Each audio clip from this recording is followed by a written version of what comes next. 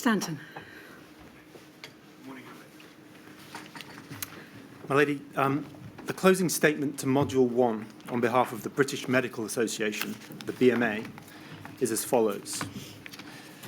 After 6 weeks of hearings, it is clear that the UK entered the pandemic with critically under-resourced and underfunded health and public health services, and that there were repeated failures in pandemic planning and preparedness, including in relation to the PPE stockpile and the implementation of recommendations and learning from previous pandemic planning exercises. These failures gravely hampered the pandemic response and placed doctors, other healthcare workers and patients at increased risk when the pandemic hit. This statement highlights 4 key areas of deficiency in pandemic planning and resilience. First, the failure to ensure that doctors and healthcare workers were adequately protected when responding to a pandemic. Second, the lack of capacity and resourcing available to provide an effective response. Third, the specific failure to ensure there was an adequate test and trace response. And fourth, the government structures and processes in place for civil contingencies. Dealing first with the issue of the provision of PPE to doctors and other healthcare workers.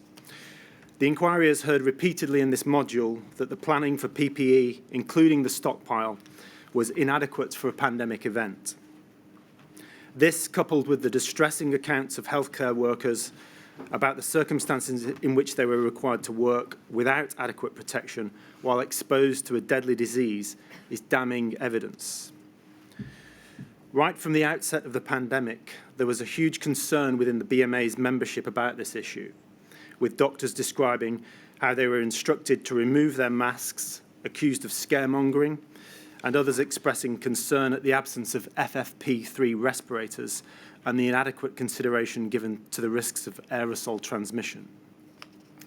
One GP from England told the BMA that, quote, "We were seeing patients who had COVID, but because of the advice that was behind the curve, they were deemed to be low risk.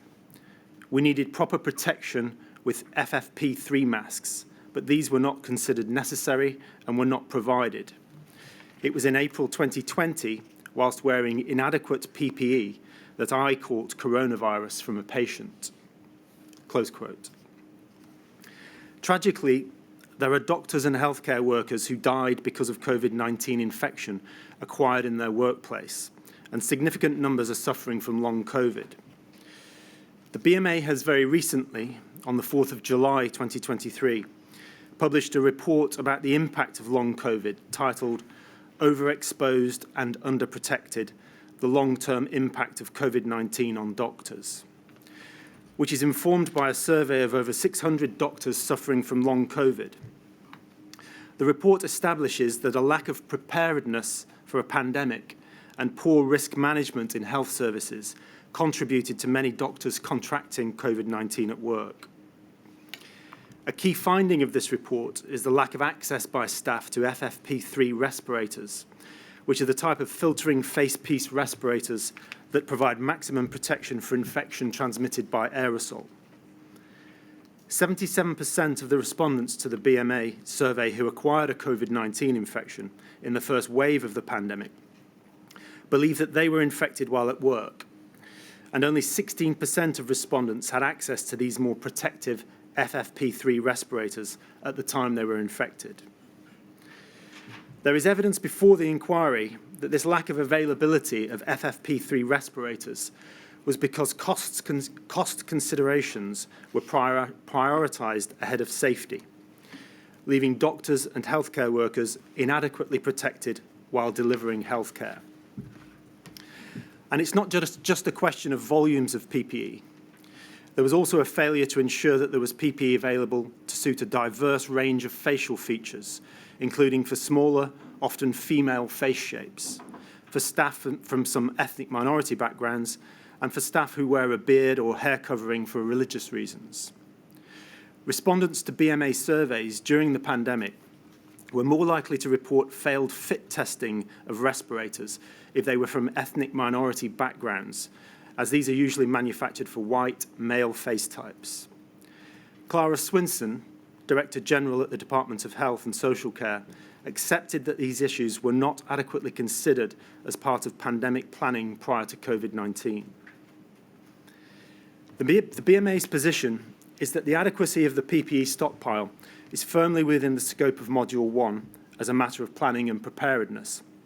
However, it also recognises that PPE is a cross-cutting issue with relevance to Modules 2, 3 and 5, and that in these circumstances you will not yet be able to make final findings and recommendations about where responsibility lies and why the stockpile remained deficient for so long in the knowledge of the risks posed to healthcare workers. Nevertheless, it will be important in the BMA's submission that this appalling failure to protect doctors and other healthcare workers is reflected within the inquiry's Module 1 report. Similarly, healthcare workers, including those more vulnerable to COVID-19, for example, due to factors such as age, ethnicity, sex, or underlying health conditions, did not receive timely and adequate workplace risk assessments, which could, if undertaken and acted upon, have prevented the death and long-term illness of some workers. The UK government failed to ensure that employers met their responsibilities under health and safety law and did not provide sufficient guidance or support for employers to undertake risk assessments. The BMA raised concerns on multiple occasions that these legally required risk assessments were not being undertaken within healthcare settings. However, it was not until the 24th of June 2020, 3 months into the pandemic, that NHS England issued a letter reminding employers to undertake risk assessments for their staff.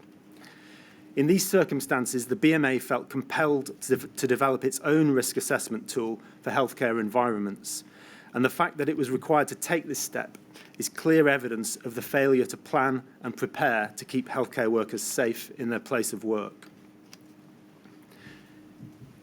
In relation to capacity and resources, the inquiry has been told that, in addition to adequate planning, it is necessary to have the resilience and the resources to implement the plans and to pivot and adapt in response to changing circumstances. On Monday, in his evidence, the current chair of the BMA's UK Council, Professor Banfield, told the inquiry that the BMA had for a number of years been highlighting the issue of capacity within the health service to all 4 governments and raising concerns that prior to the pandemic there wasn't the capacity needed to run the health services as it was.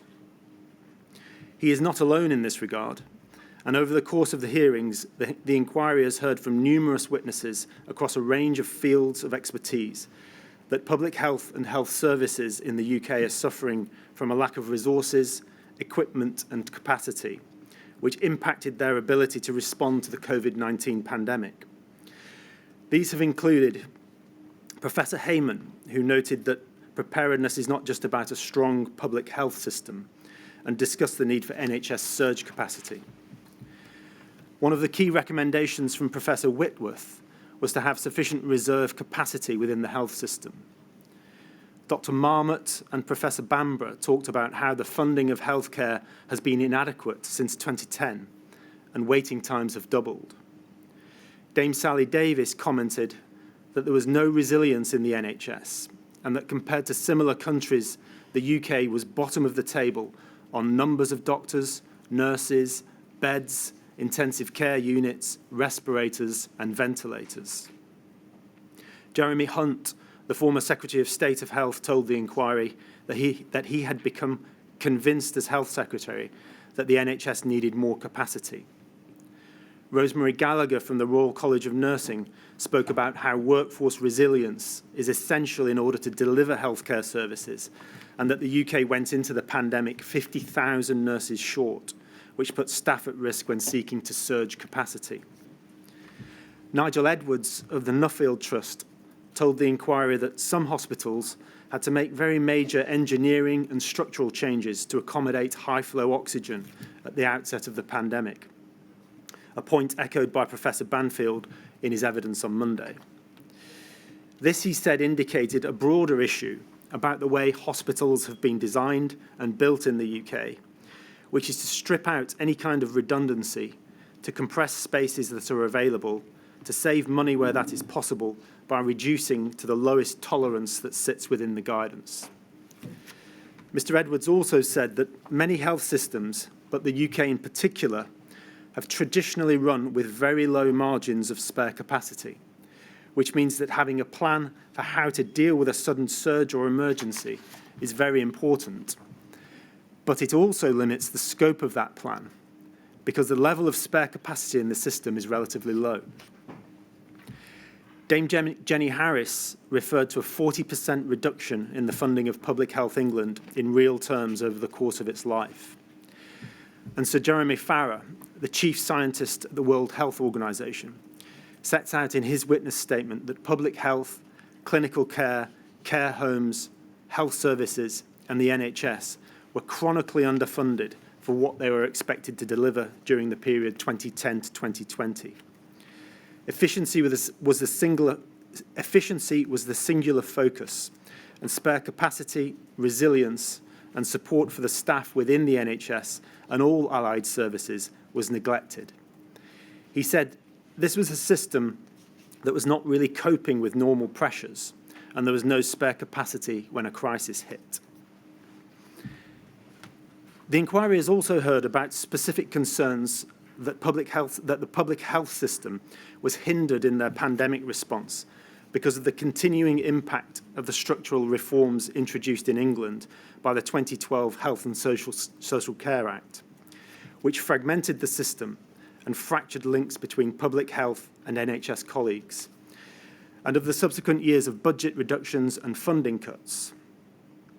As early as 2011, prior to the implementation of these reforms, in response to the consultation on the government's influenza pandemic preparedness strategy, the BMA had raised concerns that the proposed reorganisation of the NHS and the public health system, which would result from the Act, jeopardised a coordinated and integrated approach, and asked the government to consider the knock-on effects of these reforms on the strategy. In the same response, the BMA also called for the involvement of public health doctors with specialisms in health protection to be enshrined in the pandemic response system. Duncan Selby, the former chief executive of Public Health England, agreed with Dame Jenny Harris that there was a difficult transition and that the links between NHS staff and public health specialists became fractured and affected community infection prevention and control. He told the inquiry that one of his greatest regrets was that strengthening the relationship between public health and local government came at the expense of having removed that capability and experience from the NHS. Moving from resourcing to planning, the inquiry also heard evidence about the dual failure to adequately plan for a coronavirus-type pandemic and separately to plan to prevent the spread of the disease rather than simply manage its impact. A major consequence of these failures was that there was no contingency to carry out mass testing and tracing, leading to the abandonment of contact tracing on the 12th of March 2020, which left the UK without any effective measures for controlling the pandemic at this critical time. However, the UK did have existing diagnostic capability within 44 NHS laboratories that simply was not fully utilised. And Dr. Kekella's evidence to the inquiry, when asked about criticisms of Public Health England, that they had been reluctant to engage with private testing laboratory facilities, is instructive in this regard. He said, quote, "I think that in the UK case, it's a slightly odd criticism, because the UK has a significant sequencing public capability within the NHS, and it also has significant sequencing capabilities within the university sector, of which Public Health England were naturally aware because they were working with all of these laboratories prior to the pandemic. It's very interesting to see the NHS capabilities perhaps not being used as strongly as some observers would have wanted them to be used in 2020. Close quote. Similarly, there was significant expertise and capacity to carry out contact tracing within local authority public health functions, which again wasn't properly utilised. Professor McManus, president of the Association of Directors of Public Health, told the inquiry why it was so important to engage with directors of public health, who were trained and expert in contact tracing and knew their local areas and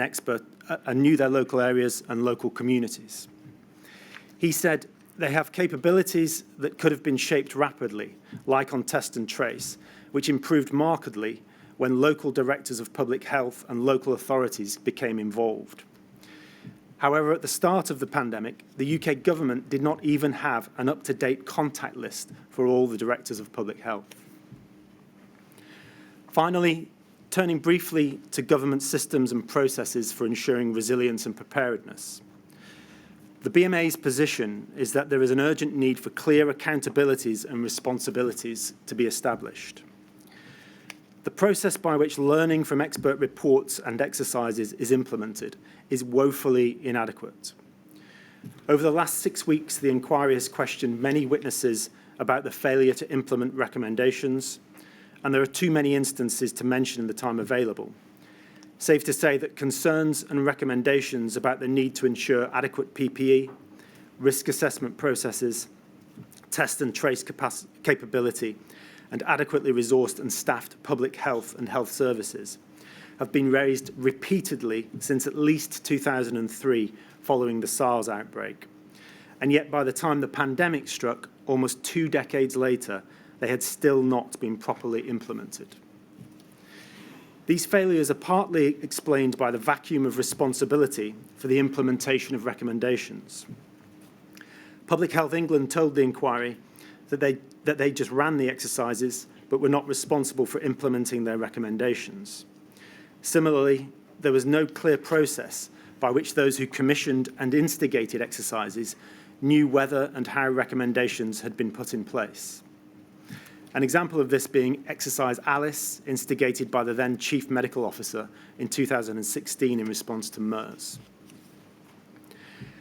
The quality of decision-making, such as the composition of the PPE stockpile, which was dictated by considerations of cost rather than safety, is also a serious cause for concern, particularly when considering the views expressed by Oliver Letwin, who told the inquiry that the revolving door of ministerial and official appointments tends to undermine experience, efficacy, and the ability of ministers and officers to be able to do the job with which they are tasked. In this regard, the inquiry has heard about a concerning lack of knowledge and awareness at senior levels within lead government departments, including in relation to key documents such as the 2011 UK influenza pandemic preparedness strategy. The inquiry has also heard about failures to engage and to share information with key stakeholders, for example, the exercise Cygnus report, which was only published in 2020 following a judicial review challenge brought by a doctor.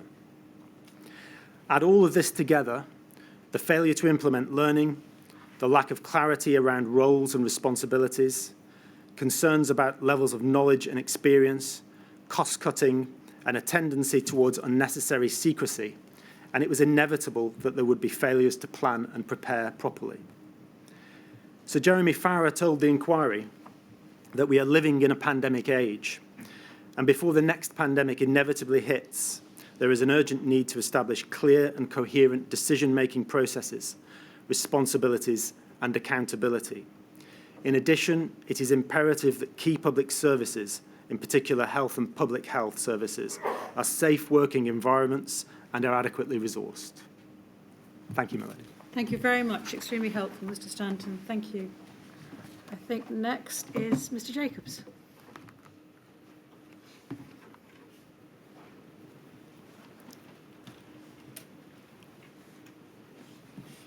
Thank you.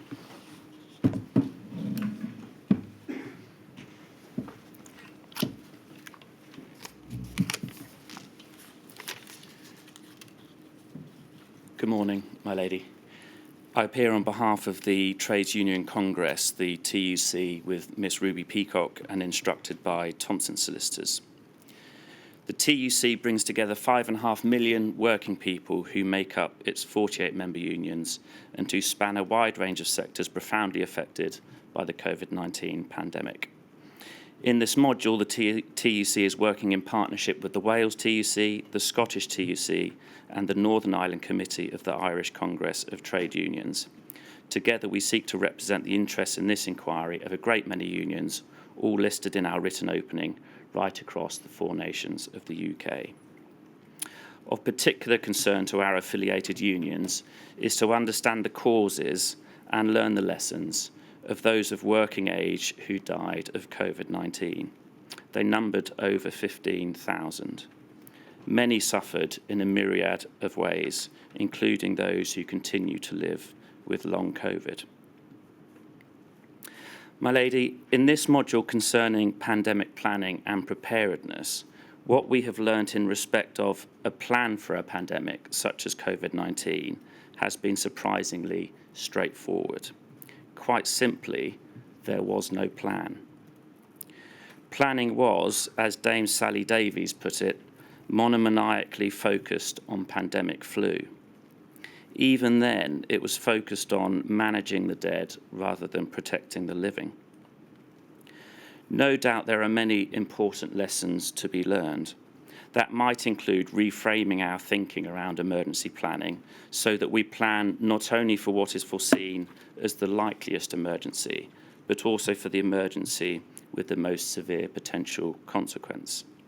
It might include lessons such as to the structures for emergency planning, such as there being a dedicated minister and perhaps an agency specifically focused on such matters.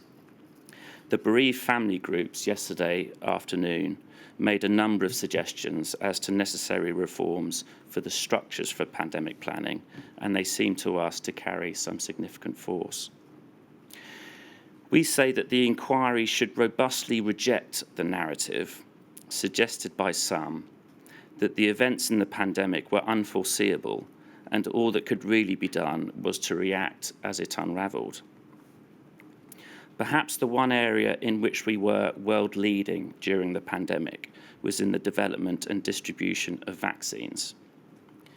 My lady, that was not built on plucky British resolve in response to adversity as it arose.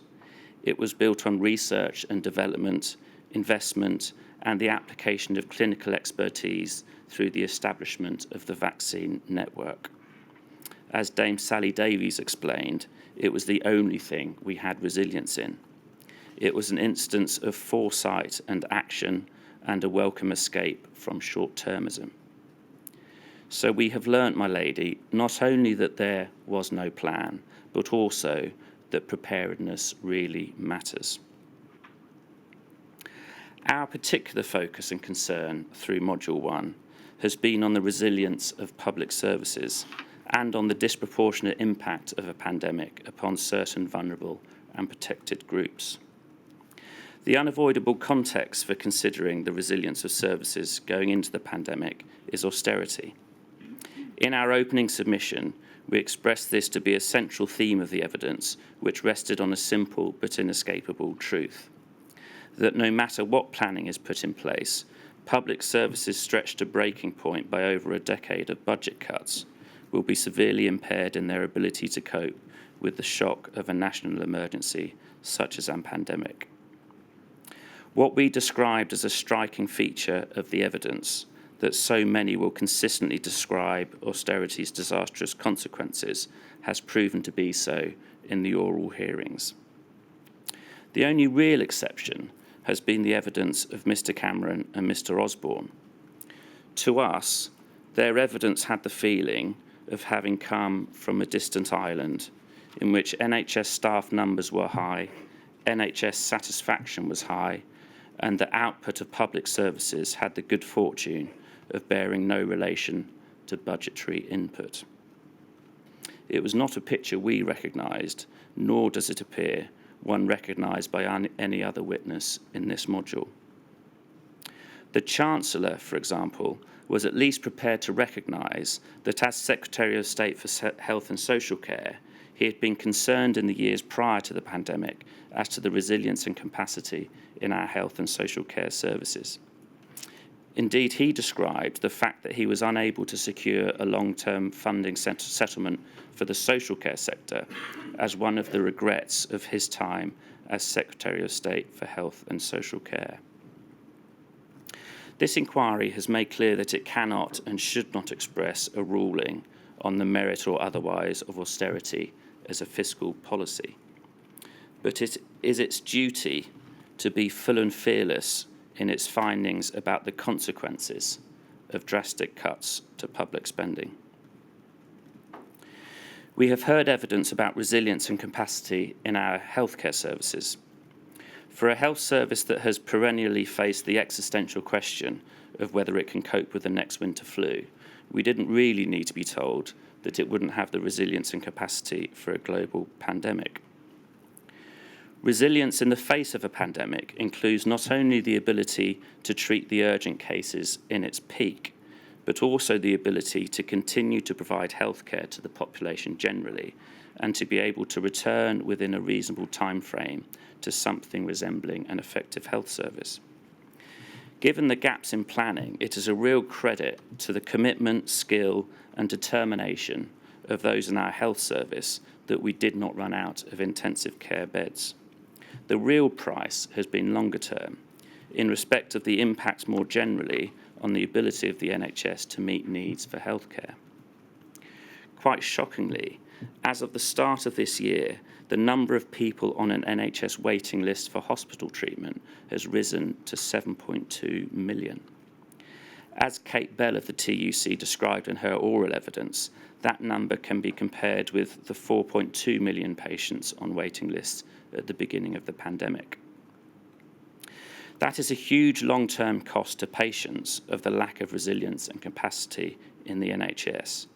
It is also, of course, an unfair demand on the workforce, who, burnt out from the demands of battling a pandemic in an under-resourced system, now face the pressures of managing and responding to enormous and growing waiting lists.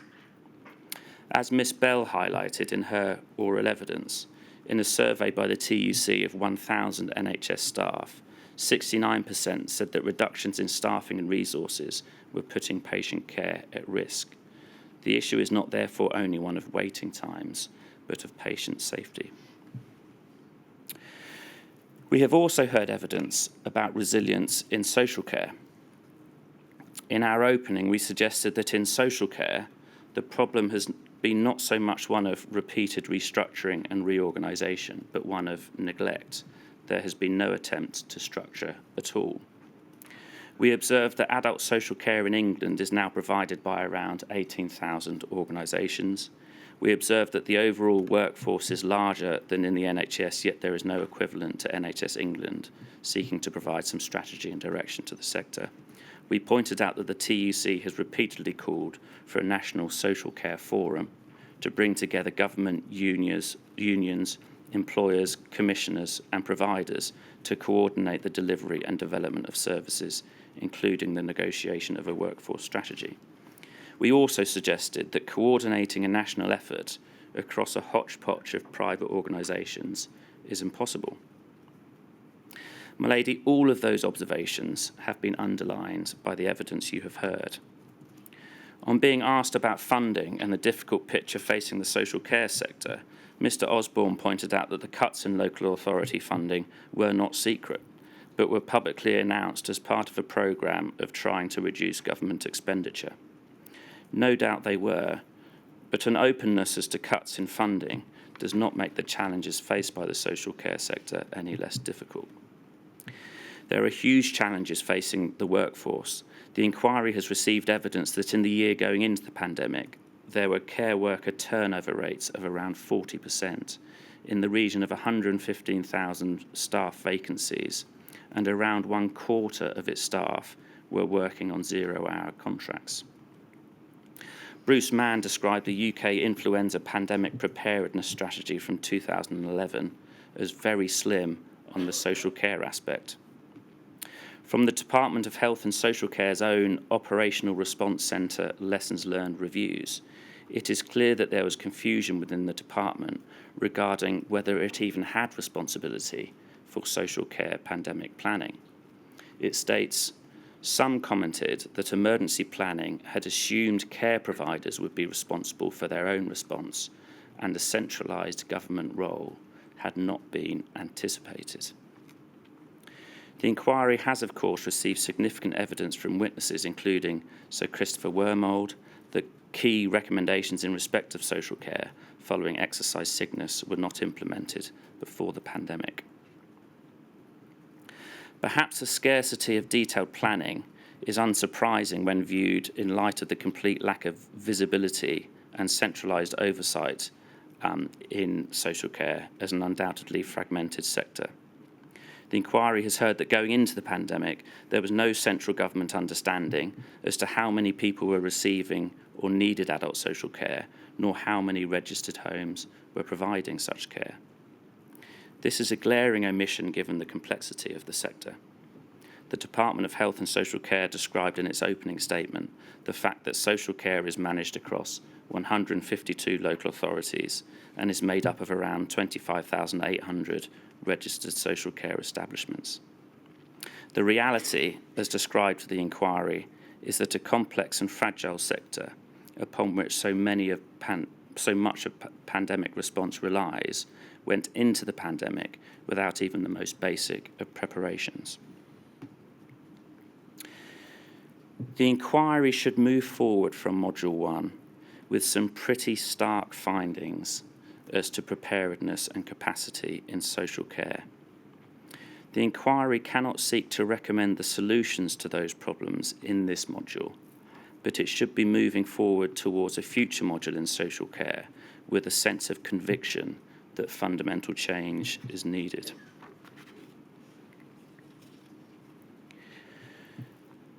My lady, you have committed to understanding and making findings as to the unequal impact of the pandemic. It is widely recognised that the pandemic disproportionately impacted certain protected and vulnerable groups. It is important for this inquiry to understand the drivers of that disproportionate impact and to understand, crucially, how planning for future pandemics can mitigate those impacts. As a starting point, it was foreseeable that a pandemic would have a disproportionately adverse impact upon lines of socio-economic disadvantage and along the intersection of such disadvantage with precarious work, with ethnicity, disability, age, gender, caring responsibilities, and poor health.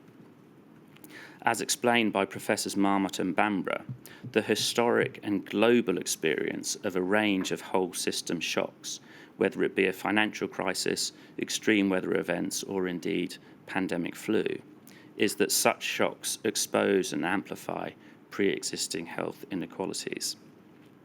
The examples are numerous, but perhaps among the most striking, given its timing, is that in the 2009 swine flu pandemic, the mortality rate in the most deprived 20% of England's neighbourhoods was over 3 times higher than in the least deprived 20%. It is evident that the uneven impact is not unique to COVID-19. It is also evident that these matters were not considered in the UK's pandemic planning.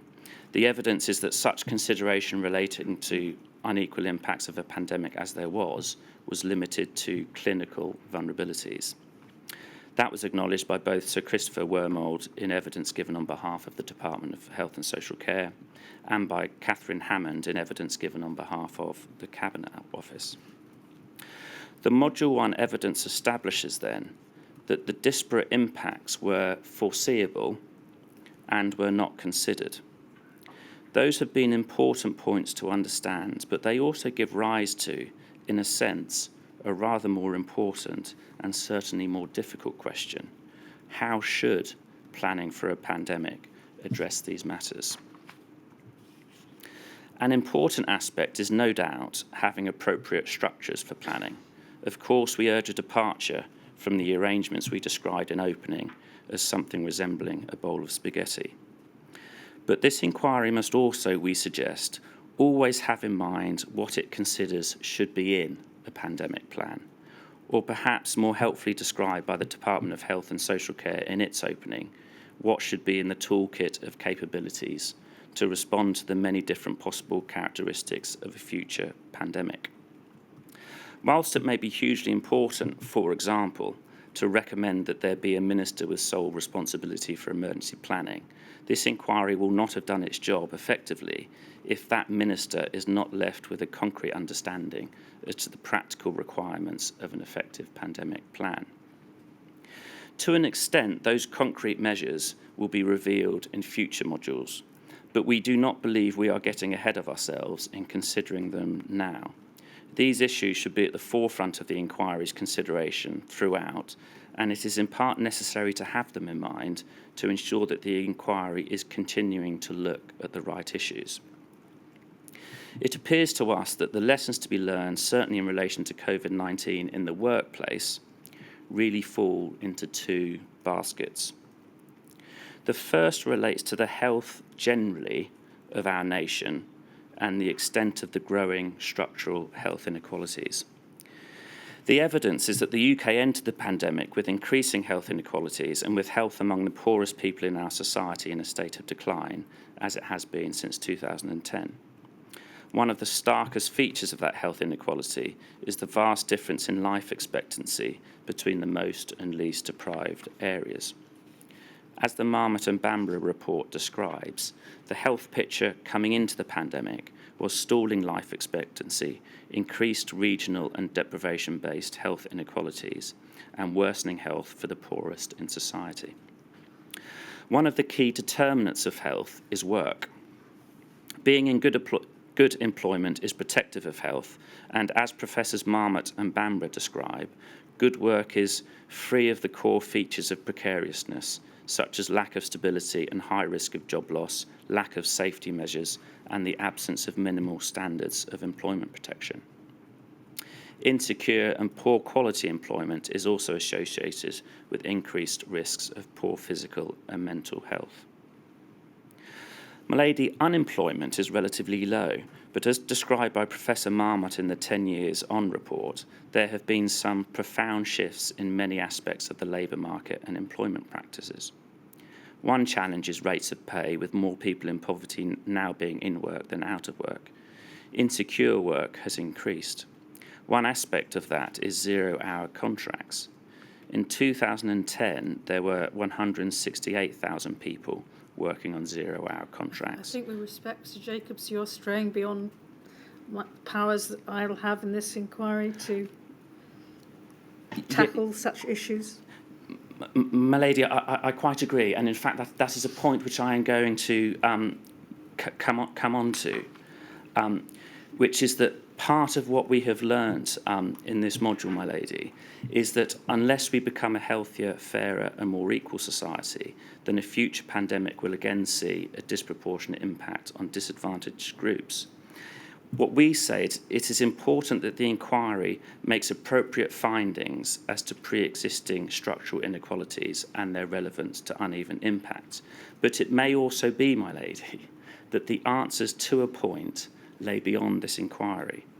It comes ultimately to questions such as the value we as a nation put on matters such as fair work, access to core services and public health. The inquiry itself cannot answer those questions, but we do say it must make crystal clear findings as to the consequences of not addressing those sorts of matters. But it is also, my lady, crucially, a question of planning. Adequate planning can at least mitigate the uneven impacts of a pandemic.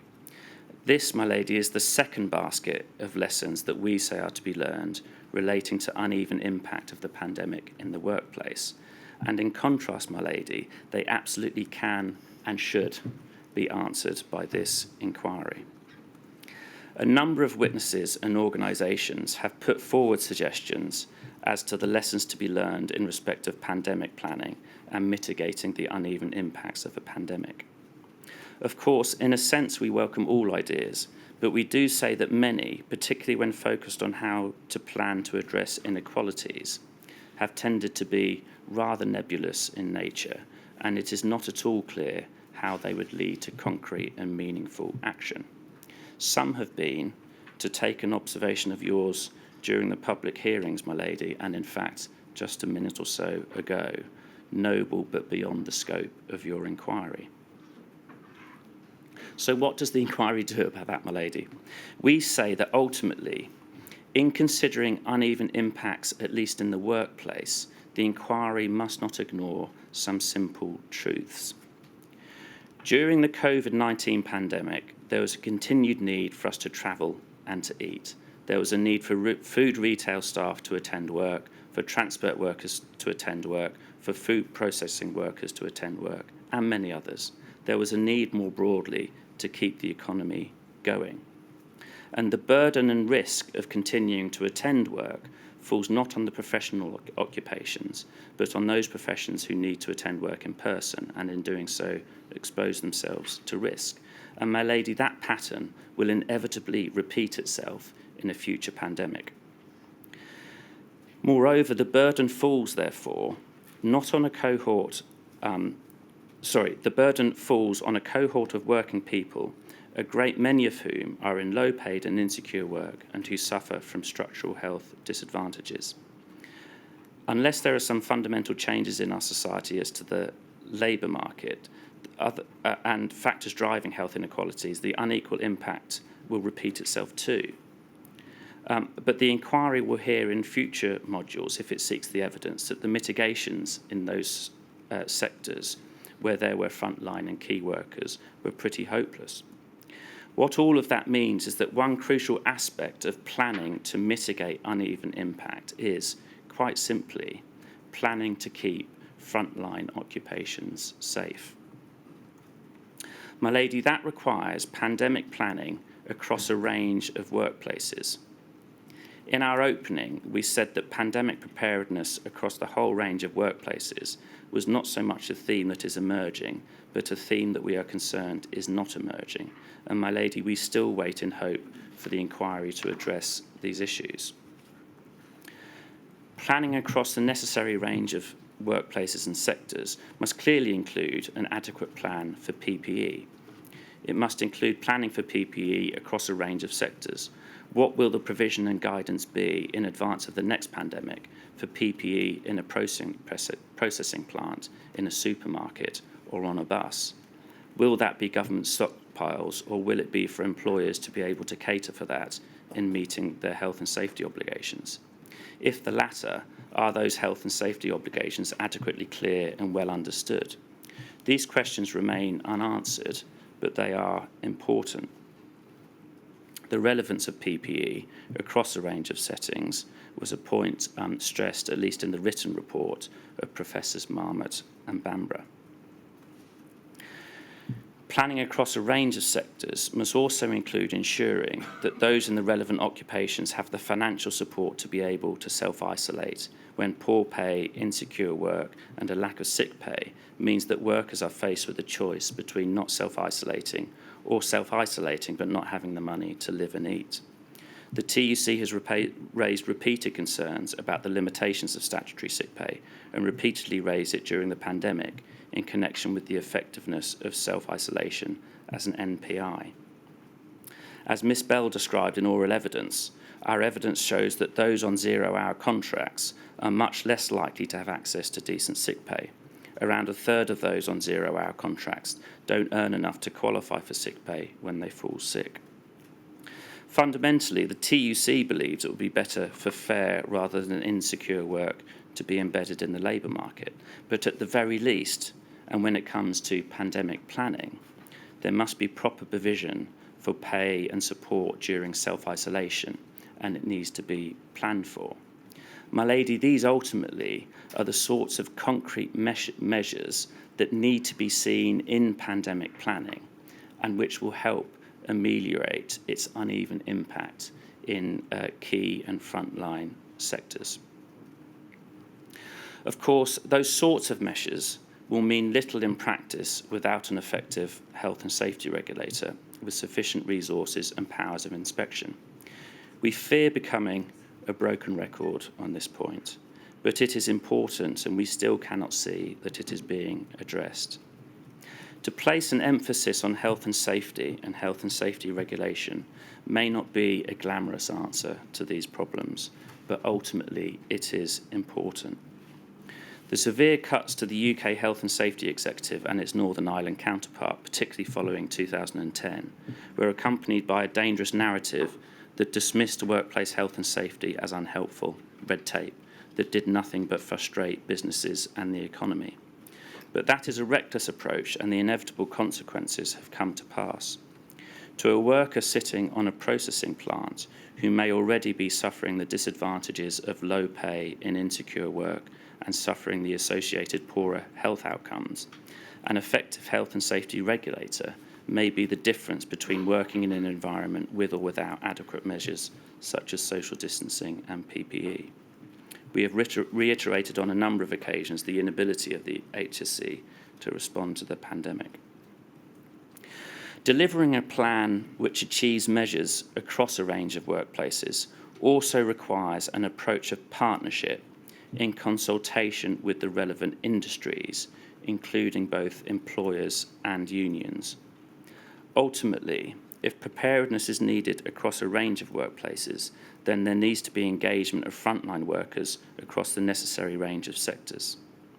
The answer must lie in the responsible action of employers supported by government.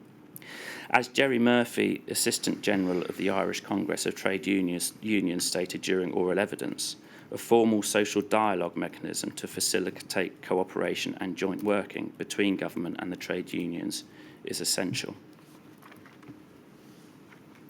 As Mr. Murphy explained, formal engagement fora have worked in the devolved nations and in counterparts across unions, and the TUC, the Welsh TUC, the Scottish TUC, and the Irish Congress are, of course, in a position to provide a representative and mediating function between government and unions. As Ms. Bell explained, the key points are regular meetings, a spirit of openness and collaboration, and a clear process for how government and unions themselves will act on those findings. My lady, our key points on pandemic planning for the workplace may be summarised relatively shortly. Pandemic planning needs to consider health and safety measures across a range of workplaces. It needs to be supported by an effective and funded health and safety regulator. It should be achieved in partnership with employers and workers via representative unions. And doing those things will preserve lives of those at work and will help ameliorate some of the uneven impact of the pandemic. Although this is the closing submission for Module 1, aspects of what we say is needed in pandemic planning and preparedness really look forward to what we say is necessary in future modules. We say respectfully that we have not in this module seen the necessary consideration of preparedness in sectors beyond health and social care. But we also say that with the hope and expectation that the issue is going to be the subject of detailed evidence in future modules. My lady, we have been grateful for the opportunity to contribute to this inquiry thus far. We again commend the inquiry for its endeavour for getting to this point in this time frame, and we look forward to some timely findings and recommendations. As ever, my lady, we stand ready to assist. Thank you, Mr. Jacobs. Mr. Allen, I think I can see you back there. I'm over here in the corner. Good morning. Is your microphone on, Mr. Allen? I hope so. There it is. Hear me now? Yes. Good, thank you. My lady, as you know, I represent the Local Government Association and the Welsh Local Government Association, and both organisations thank you and the inquiry team for the efficiency and thoroughness of the process to date. And they also thank you and the inquiry team for the opportunity to participate in this module. They know that you will carefully consider the two chief executives' separate and joint witness statements and the answers given to them, and those of Ms. Allen, no relation, Chief Executive of NILGA, in their oral examination on the 12th of July. Their teams and I, having listened intently to the examination of other witnesses, are preparing a written closing submission which you will receive in due course. And this will say more than I can in this brief oral closing. Today, I will focus on the very heart of the association's concerns.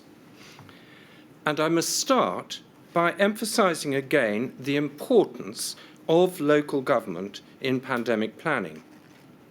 You will have learnt during this stage of your inquiry of the extent to the extent that it was not already apparent to you, that to bring a country through the scourge of a pandemic requires multiple efforts across civil society. And that means not just from the NHS, but, as I've already emphasised, from all of the 1 million plus local government officers across England and Wales.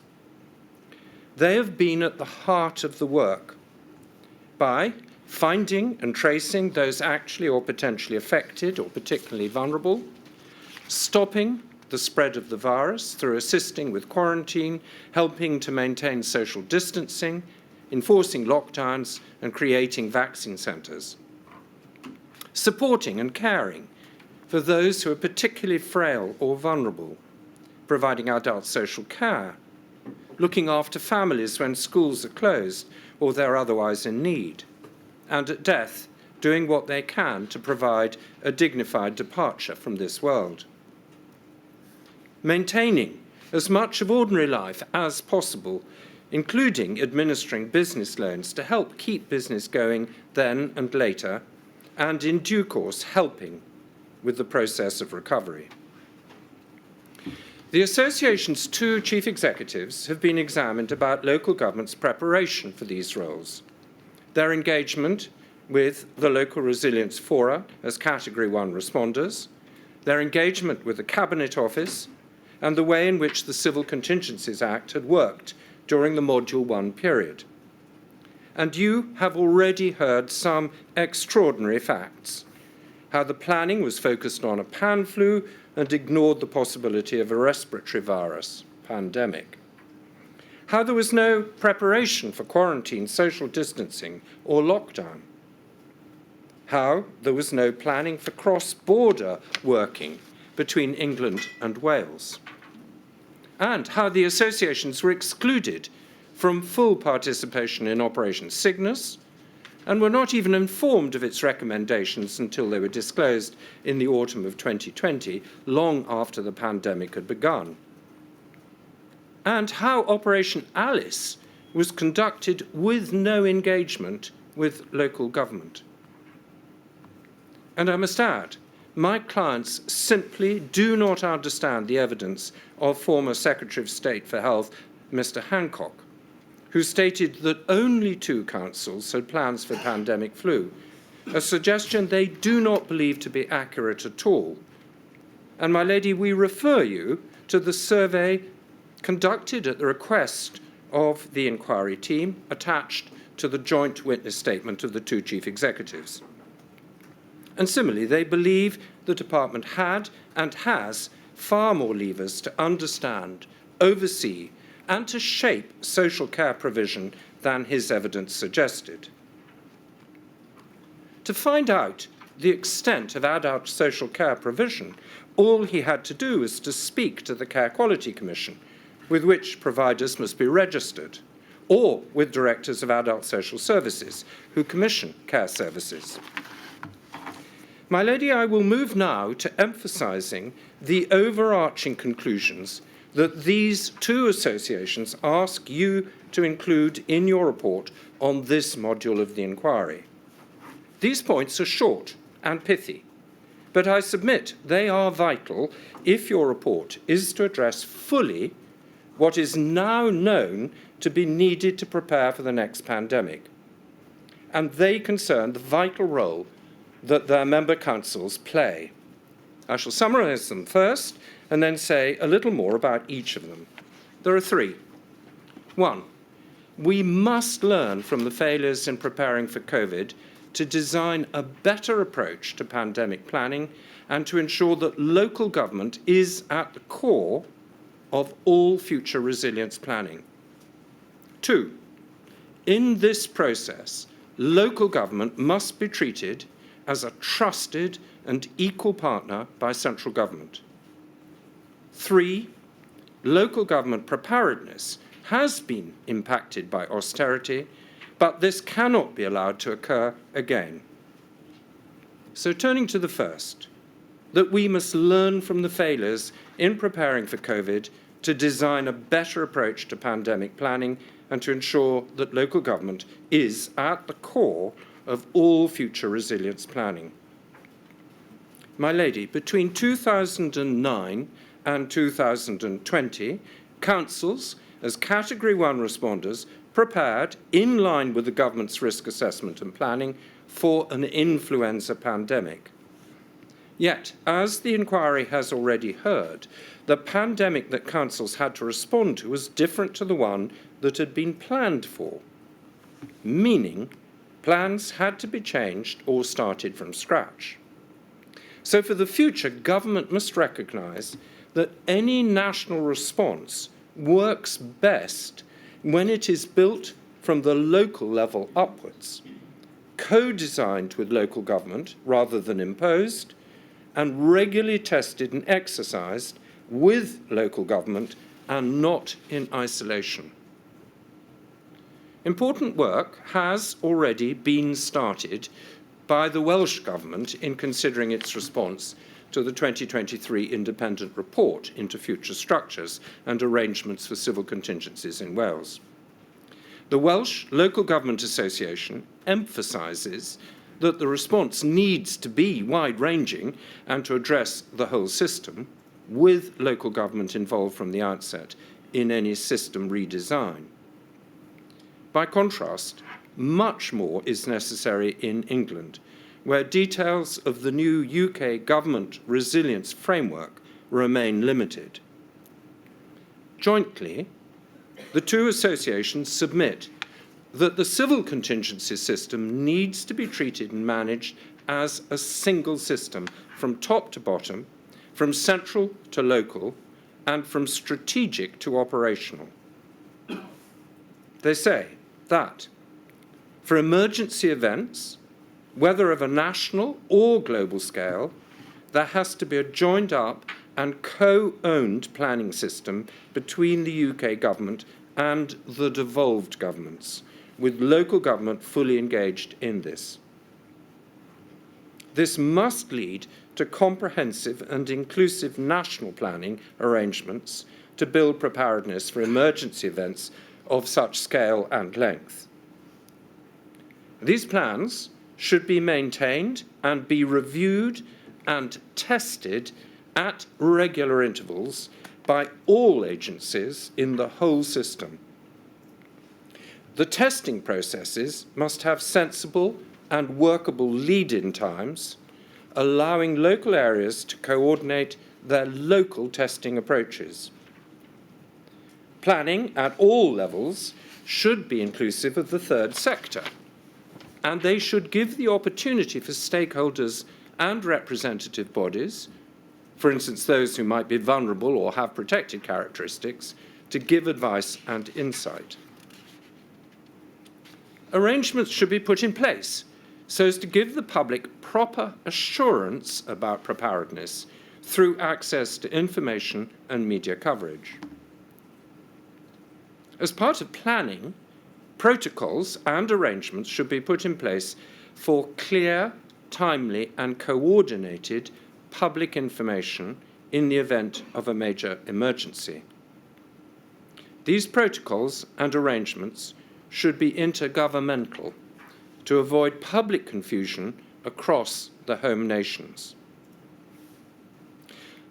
The systems for national data modelling for the reach and impacts of a national emergency, including the worst-case scenarios for a pandemic or other incidents, should be transparent and well understood.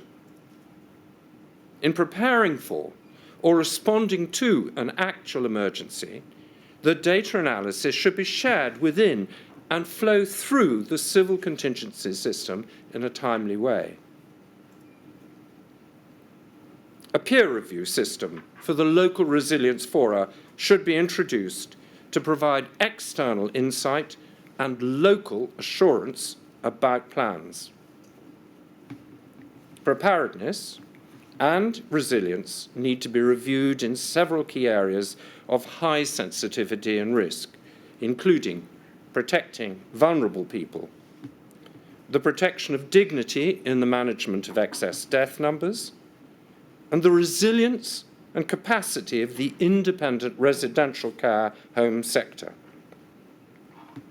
All information within the system, whatever its confidential or sensitive status, should be shared amongst partners within the system, including local government and other Category 1 responders.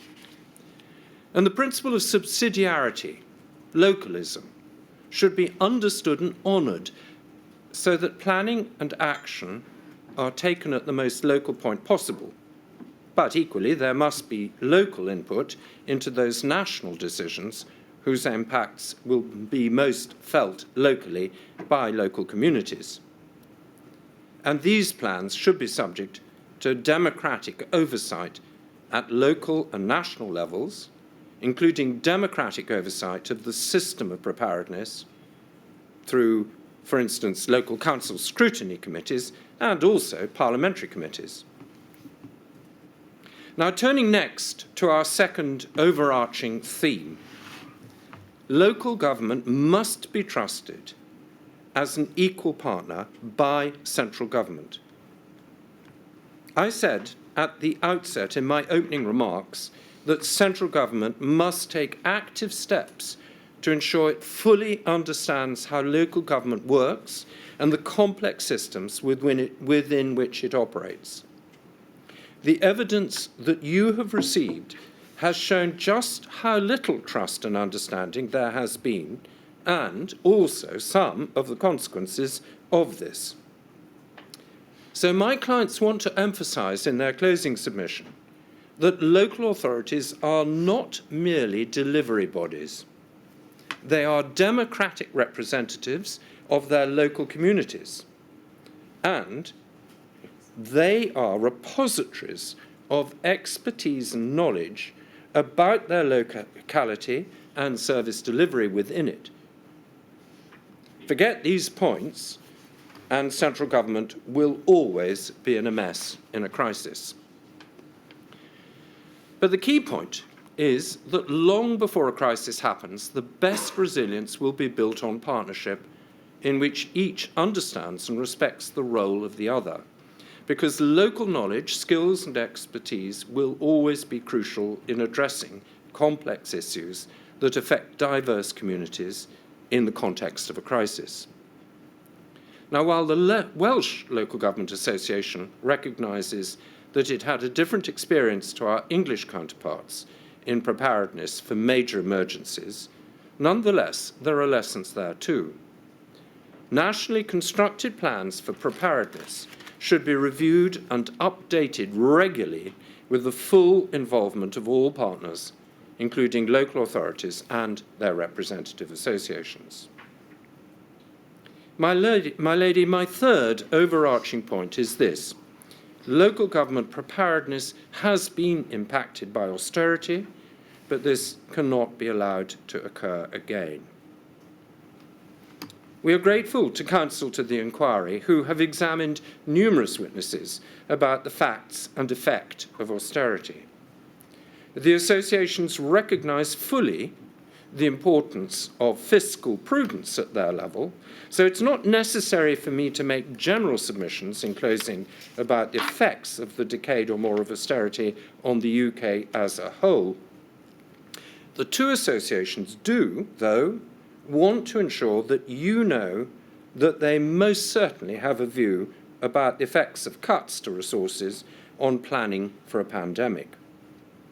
In short, it has impacted on Council's ability to plan and prepare effectively. And the focus on protecting the NHS services has meant larger cuts elsewhere in the public sector, including both public health and emergency preparedness. Reductions in spending have also affected the resilience of public services and influenced the social and economic conditions that impact on people's health in the short and long term. So what can be said about resources and planning for the future?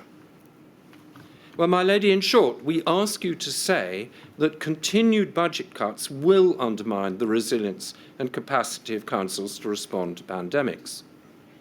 If we, ordinary people like all of us in this room, able to get out and about, if persons such as we are to be assured of local government's capacity to cope and respond to any future emergency of scale and duration, then the budgets for local government must be protected. Yet we have a duty to look further than us. Such events will, as you have heard, affect those who are less able to get out and be seen and heard, the most vulnerable, those with pre-existing ill or fragile health or comorbidities, those in poor quality housing or who cannot easily shield because they live in larger families or crowded housing. They are likely already to have suffered the worst effects of austerity, and when it comes to planning for a pandemic, their particular vulnerabilities must be part of the preparation. They are less able to be resilient on their own. It is not right that they should be expected to shoulder the same burden of austerity measures as others who are in a better place and more capable of being resilient. So, my lady, there should be a greater focus in planning on supporting people with a wider range of health and socioeconomic vulnerabilities compared to those who are in a better place and more capable of being resilient, relying on their own resources. So while direct funding to local resilience fora should be maintained, the government must also recognise that operational capability rests with the responders themselves, and they must be adequately funded and resilient. And so finally, in this oral submission, my lady, may I remind you that in my opening submission, I set out 13 requests for each association. The evidence that you have received has, we believe, more than demonstrated the good sense of those proposals. I will not repeat them here because I'm confident that the inquiry team will already have them well in mind. I ask you, therefore, on behalf of my two clients, to note the width and depth of local government's tasks and responsibilities, to adopt the three overarching points as headline but as central points, and to consider and conclude that my opening 2 times 13 points are indeed good points to be included in your report as steps that must be taken forward in all future civil contingency planning.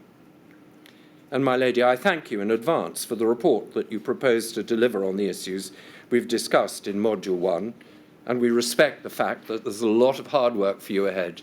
Thank you. Thank you, Mr. Allen. On that note, I think maybe time for a coffee break. I shall return at 25 past.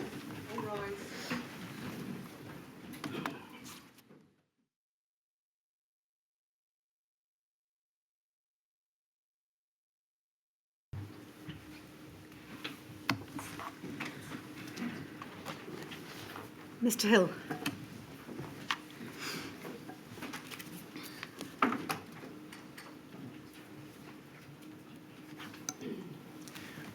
My lady, thank you. The Government Office for Science is grateful for the opportunity to contribute to this module of the inquiry. You have heard evidence from 2 former government chief scientific advisors, Sir Mark Walpott and Sir Patrick Vallance.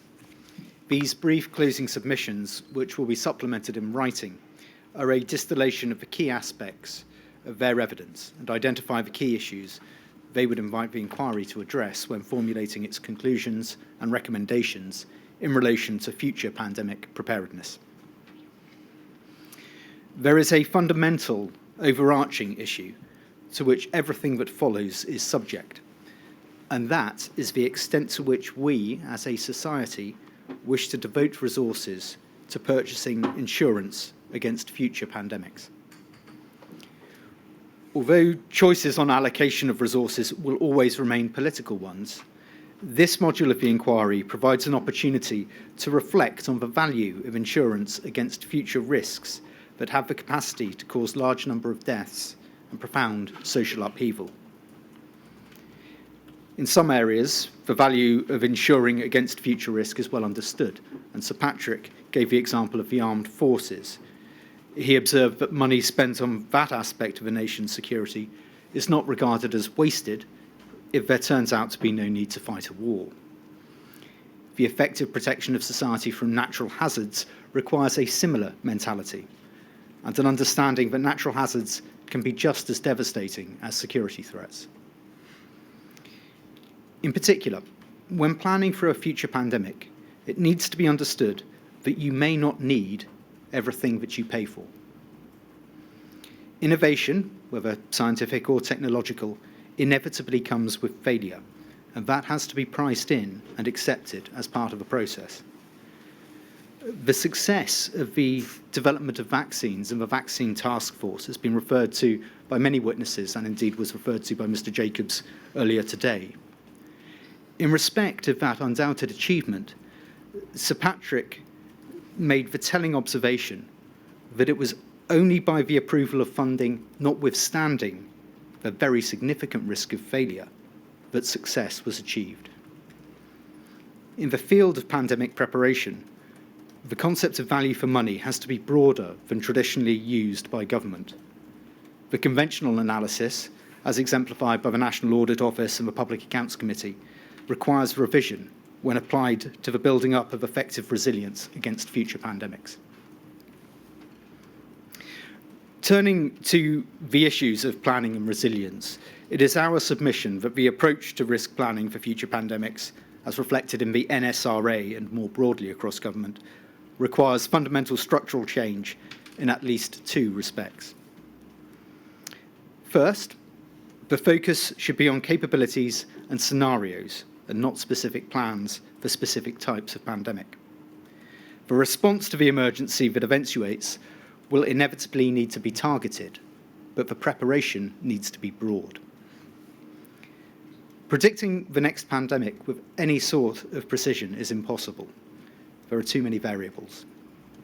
There is little value, we would suggest, in asking whether previous iterations of the NSRA foresaw the right sort of pandemic. Similarly, there were some suggestions floated during the course of evidence apparently predicated on a belief that it is our powers of prediction that need to be improved.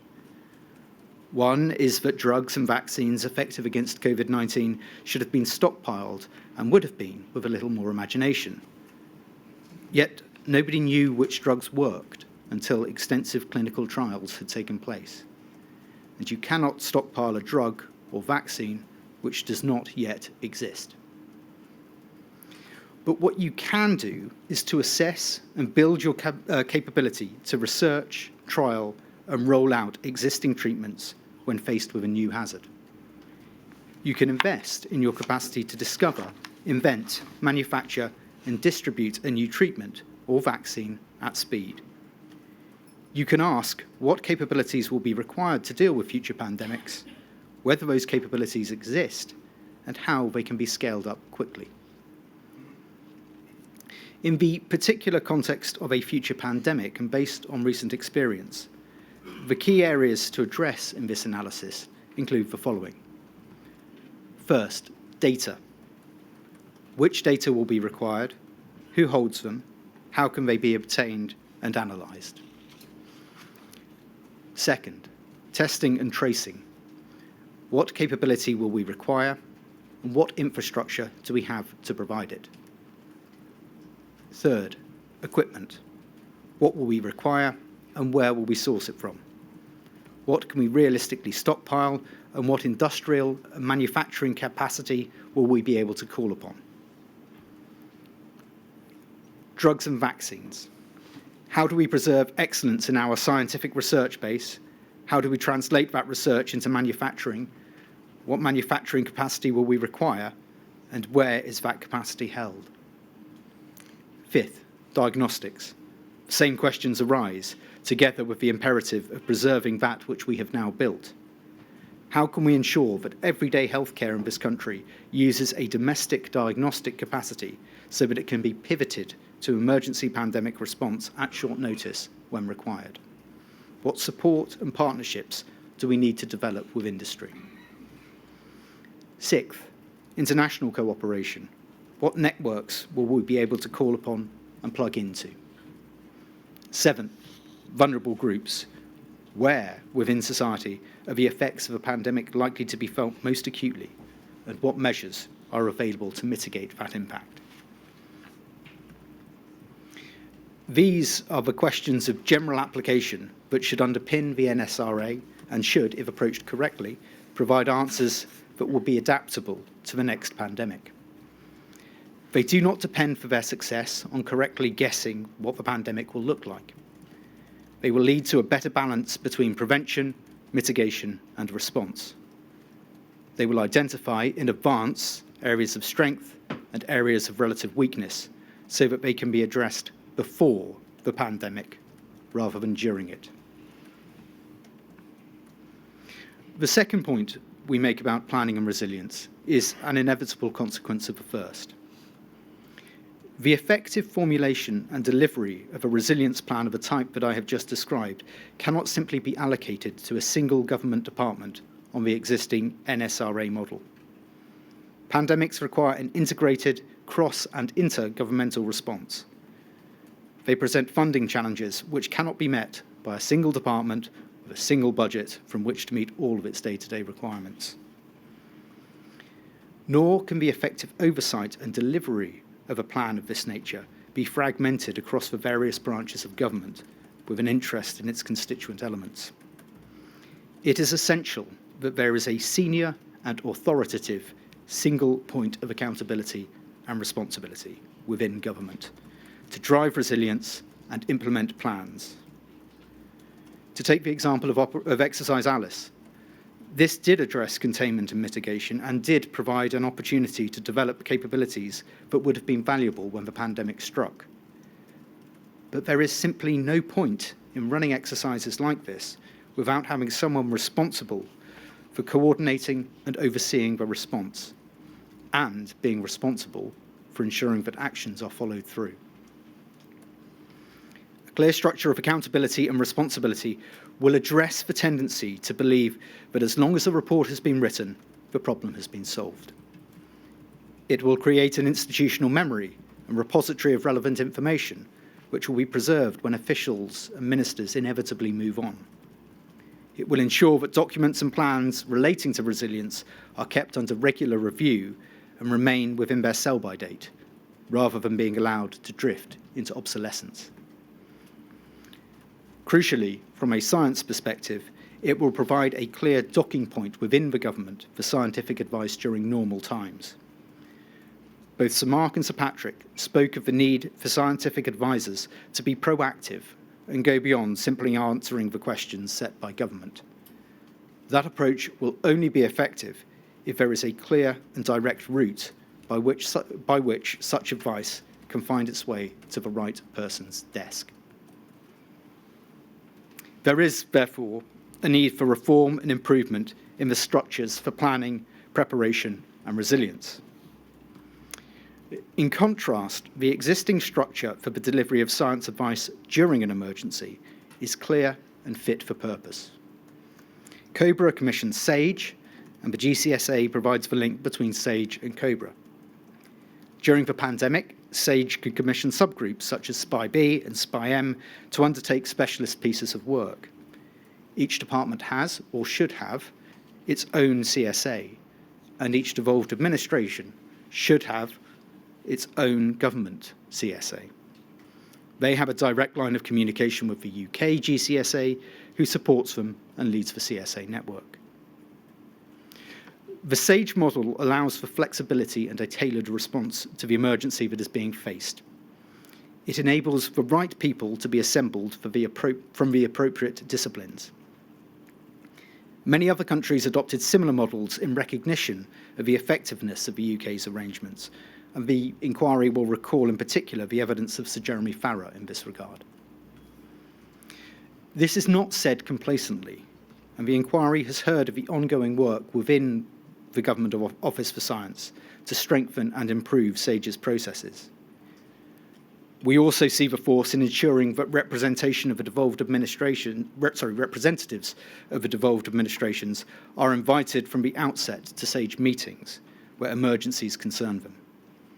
SAGE is the appropriate forum for this link rather than the CSA network. These structures work well, and we would invite your ladyship to reject any suggestion that they should be changed further.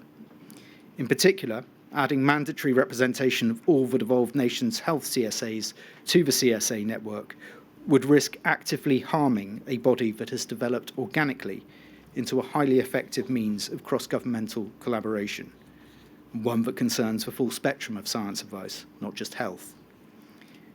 We would urge your ladyship to resist any invitation to stray into areas beyond the pandemic to try to fix that which is not broken. In addition to these two structural matters relating to the mechanics of pandemic planning and building resilience, there are three broader issues that we would invite the inquiry to consider. First, Sir Patrick advocated the establishment of an academic institute for pandemic preparedness. He envisages a hub and spoke model where experts from across relevant fields could bring together their expertise and identify further areas for research. The model would allow for an exchange of ideas from epidemiologists, virologists, clinicians, behavioural scientists, data scientists, engineers, economists, educationalists, and others. The UK has a rich and active research base. An institute for pandemic planning could draw from its full breadth and depth. Second, the role of public health infrastructure in prevention and mitigation. As Sir Mark explained, and as some of the expert evidence commissioned by the inquiry has illustrated, the lack of priority accorded to public health over several decades has meant that much of the traditional infrastructure for the control of infectious diseases has been lost. As a result, when the pandemic struck, the capacity for testing, tracing, and isolation had to be built, largely from scratch. The UK could not, for example, replicate the initial South Korean response to the pandemic because it had not made the investment South Korea had made in its public health systems. A better developed, better funded public health system, delivered at a local level and including a large cohort of community health workers, would have a double benefit in this context.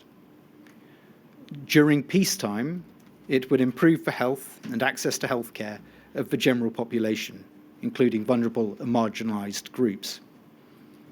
In the event of a pandemic, it would provide a ready-made infrastructure and workforce that could pivot to testing and tracing. The inquiry has made clear its concern about the important issue of inequality of impact and outcome, and rightly so. That is not an issue that can be addressed during the course of a pandemic.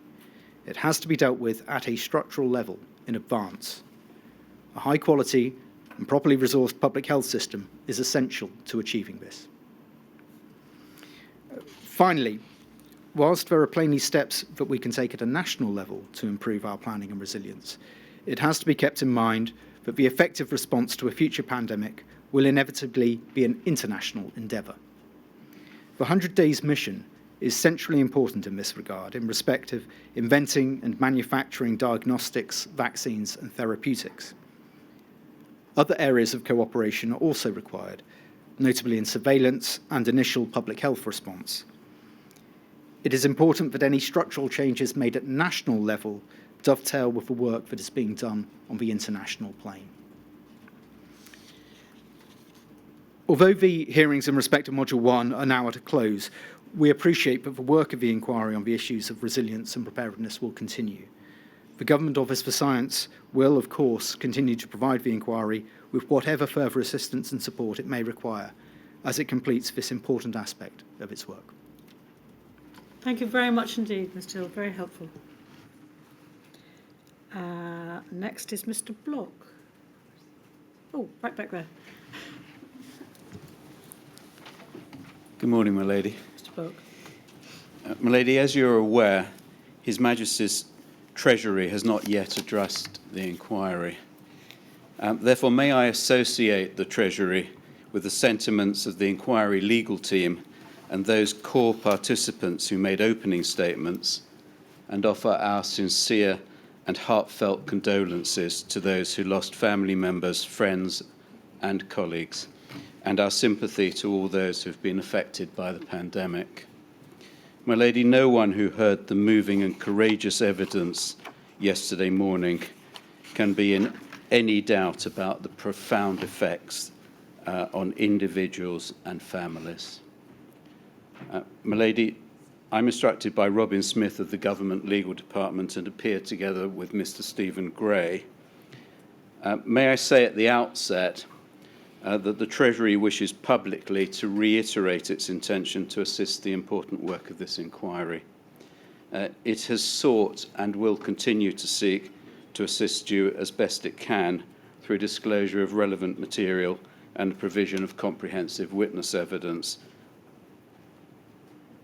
So far, in relation to Module 1, we've disclosed a significant number of relevant documents to the inquiry and supplied a detailed corporate witness statement from the Second Permanent Secretary, Catherine Little. And we've also supported George Osborne, the former Chancellor, to facilitate the inquiry, receiving detailed written and oral evidence from him. My Lady, we hope it's of assistance to you and all of those following the inquiry to provide a summary of the Treasury's role in government insofar as it's relevant to Module 1 and to pandemic preparation and resilience. The inquiry has not heard oral evidence of these matters, and of course it's only core participants who will have seen the written evidence. Catherine Little's statement, as requested, explains to the inquiry the Treasury's role in governmental risk management and emergency planning, and it sets out the detail of the Treasury's involvement in and engagement with pandemic planning. In summary, the Treasury is the government's economic and finance ministry, responsible for maintaining control over public spending, setting the direction of the United Kingdom's economic policy, and working to achieve strong and sustainable economic growth. Of course, the positions taken by Treasury officials are determined by ministers in accordance with relevant government policy, and the inquiry has heard and read evidence relating to the Module 1 period from some of those ministers. It's not the Treasury's function in this inquiry to seek to persuade you of the merits of the United Kingdom's fiscal and economic policy during the relevant period. Indeed, Mr. Keith has, for understandable reasons, made clear on a number of occasions during the hearings that the inquiry is not concerned with the merits or otherwise of government policies, as well as the government's fiscal policy generally. And this obviously includes the policy of austerity, which has been the subject of comment at various points during the module, and in particular during yesterday and today's closing statements. The inquiry is focusing in this module on the period from 2009 to 2020, and the Treasury submits the evidence shows that, following the global financial crisis, the Treasury acted to strengthen the economy to a level whereby it was able to respond to financial and other crises. My Lady, I turn now to briefly address you on two issues in relation to this module. Firstly, the Treasury's role and approach to planning for a civil emergency. In other words, the Treasury's plan. And secondly, the Treasury's contribution more specifically to the United Kingdom government's planning for a pandemic. Catherine Little's statement addresses both of these issues in detail, and my Lady, for that reason, we don't propose to burden you with lengthy written submissions to supplement this oral submission, but we do commend to you her statement. I do intend to highlight certain aspects of the Treasury's general role in government, including its role in the United Kingdom's pre-pandemic emergency planning, and also the involvement the Treasury had in that planning. And we hope that the following summary of the Treasury's role in cross-government emergency planning and risk management, including pandemic planning and preparedness, is helpful. Emergency preparedness, except in the case of a crisis originating in the financial system, is not a lead responsibility of the Treasury. However, the Treasury has always engaged with the departments who are responsible for specific risk planning to provide targeted support in civil emergency preparedness where appropriate. Like other government departments, the Treasury feeds into the Cabinet Office National Security Risk Assessment, about which you've heard much, and the risks published on the National Risk Register. For the risks where the Treasury is the lead department, namely the economic and financial risks, the Treasury develops scenarios and determines the potential impacts and likelihood of the risk in question, and we've provided detailed statements of that for later modules. And that was the case prior to the Covid-19 pandemic and remains the case. In the context of emergency planning, the Treasury's focus is inevitably, therefore, on economic risk management. Firstly, monitoring and responding to risks to the economy and public finances. Secondly, monitoring and responding to risks to the stable operation of the United Kingdom financial system. And thirdly, setting budgets and applying spending controls for government departments, associated bodies, and the devolved administrations. The sober reality, of course, being that there is a finite amount of public money available.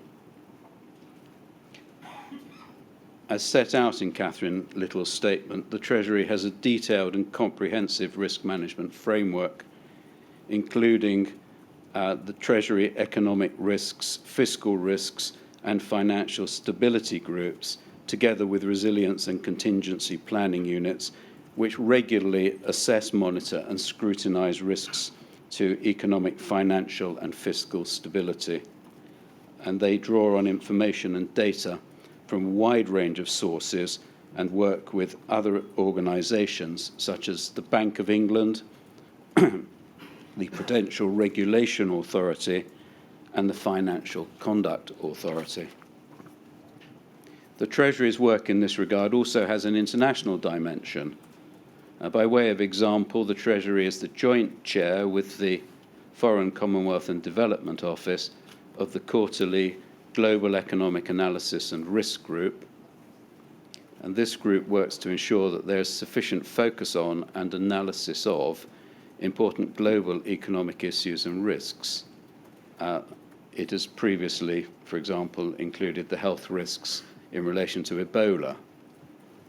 And in addition, the Treasury has regularly taken part in G20 discussions on civil emergencies and health threats.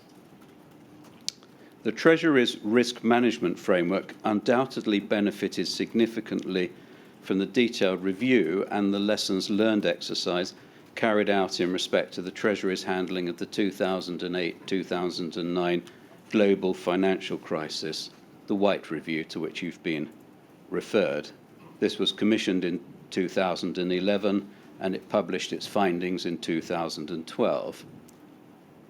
The review made 56 recommendations.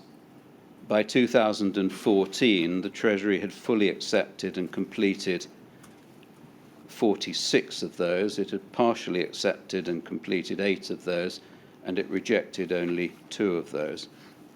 The implementation of these recommendations materially improved the Treasury's ability to react in a nimble and responsive way to new and fast-changing priorities, including the Covid-19 pandemic. In addition, both prior to and during the pandemic, the Treasury's internal risk management framework was supported by the Office for Budget Responsibility, the OBR, which is the government's official independent economic and fiscal forecaster. It's the, and I hope I'm forgiven one abbreviation, it is the OBR's statutory duty to examine and report on the sustainability of the United Kingdom's public finances. That's a duty which feeds directly into the Treasury's fiscal objective to deliver sound and sustainable public finances. The OBR's regular fiscal risks report, introduced in response to recommendations included in a 2015 review by the Treasury of the OBR, has made a major contribution to the Treasury's wider risk management systems. Indeed, the International Monetary Fund has recognised that those reports, and this is a quotation, raised the bar on the assessment and quantification of fiscal risks to a new level that other countries should look to meet. In 2017, a new fiscal risks branch was established within the fiscal group to support the Treasury's increased engagement with the OBR on assessing financial risks. And the first report was published in 2017. One of the main lessons to emerge from the OBR's fiscal risk reports, which has underpinned the government's fiscal strategy and the Treasury's approach to internal risk management, is the need to ensure that public finances are managed prudently during more favourable times to ensure that when economic risks do crystallise, they do not put the public finances onto an unsustainable path. There is therefore, to state the obvious, a limit to what can be spent at any one time. It was the Treasury's position prior to the pandemic, and it remains the Treasury's position now, that the uncertain nature of economic shocks makes developing specific granular response plans for every possible contingency ahead of time difficult. We echo Mr. Hill's submissions in that respect. Such plans would need continuous updates and may not ultimately prove to be directly applicable to the shocks that do emerge or crystallise. The OBR published its third report in July 2021, and it's addressed in the statement of Richard Hughes to this inquiry. That report specifically focused on and considered lessons to be learnt from the pandemic. The OBR recognised with hindsight that the risk of a global pandemic received far too little attention from the economic community. However, the OBR's focus was not on prescriptive scenario planning.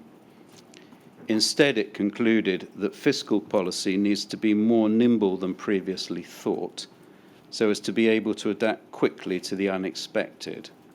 And that, and this is a quote again, in the absence of perfect foresight, fiscal space, by which I understand in simple terms, it means a room for economic manoeuvre, may be the single most valuable risk management tool. Without economic flexibility, it simply is not possible to respond to those risks whose size or timing is too uncertain to explicitly provision for in advance. As George Osborne explained, a plan isn't worth the paper it's written on if it can't be paid for. A crucial part of any plan for any economic crisis, such as an economic crisis which may accompany a pandemic, is being able quickly and nimbly to scale up resource or surge public expenditure when necessary and as required to meet the specific economic and financial demands of the emergency. It is that economic flexibility which is also required when an emergency requires the scaling up described by Professor Sir Chris Whitty as being so important in responding to a health emergency such as a pandemic and this pandemic. The Treasury's role in setting budgets and controlling public spending is in this context an important part of its remit and essential to maintaining sustainable and flexible public finances. Departmental budgets are set as a result of the spending review process, which is overseen by the Treasury, and Catherine Little's statement explains this process in detail. However, it's ordinarily the Secretary of State for each department on the advice of their officials who's responsible for decisions on allocations within a department's budget.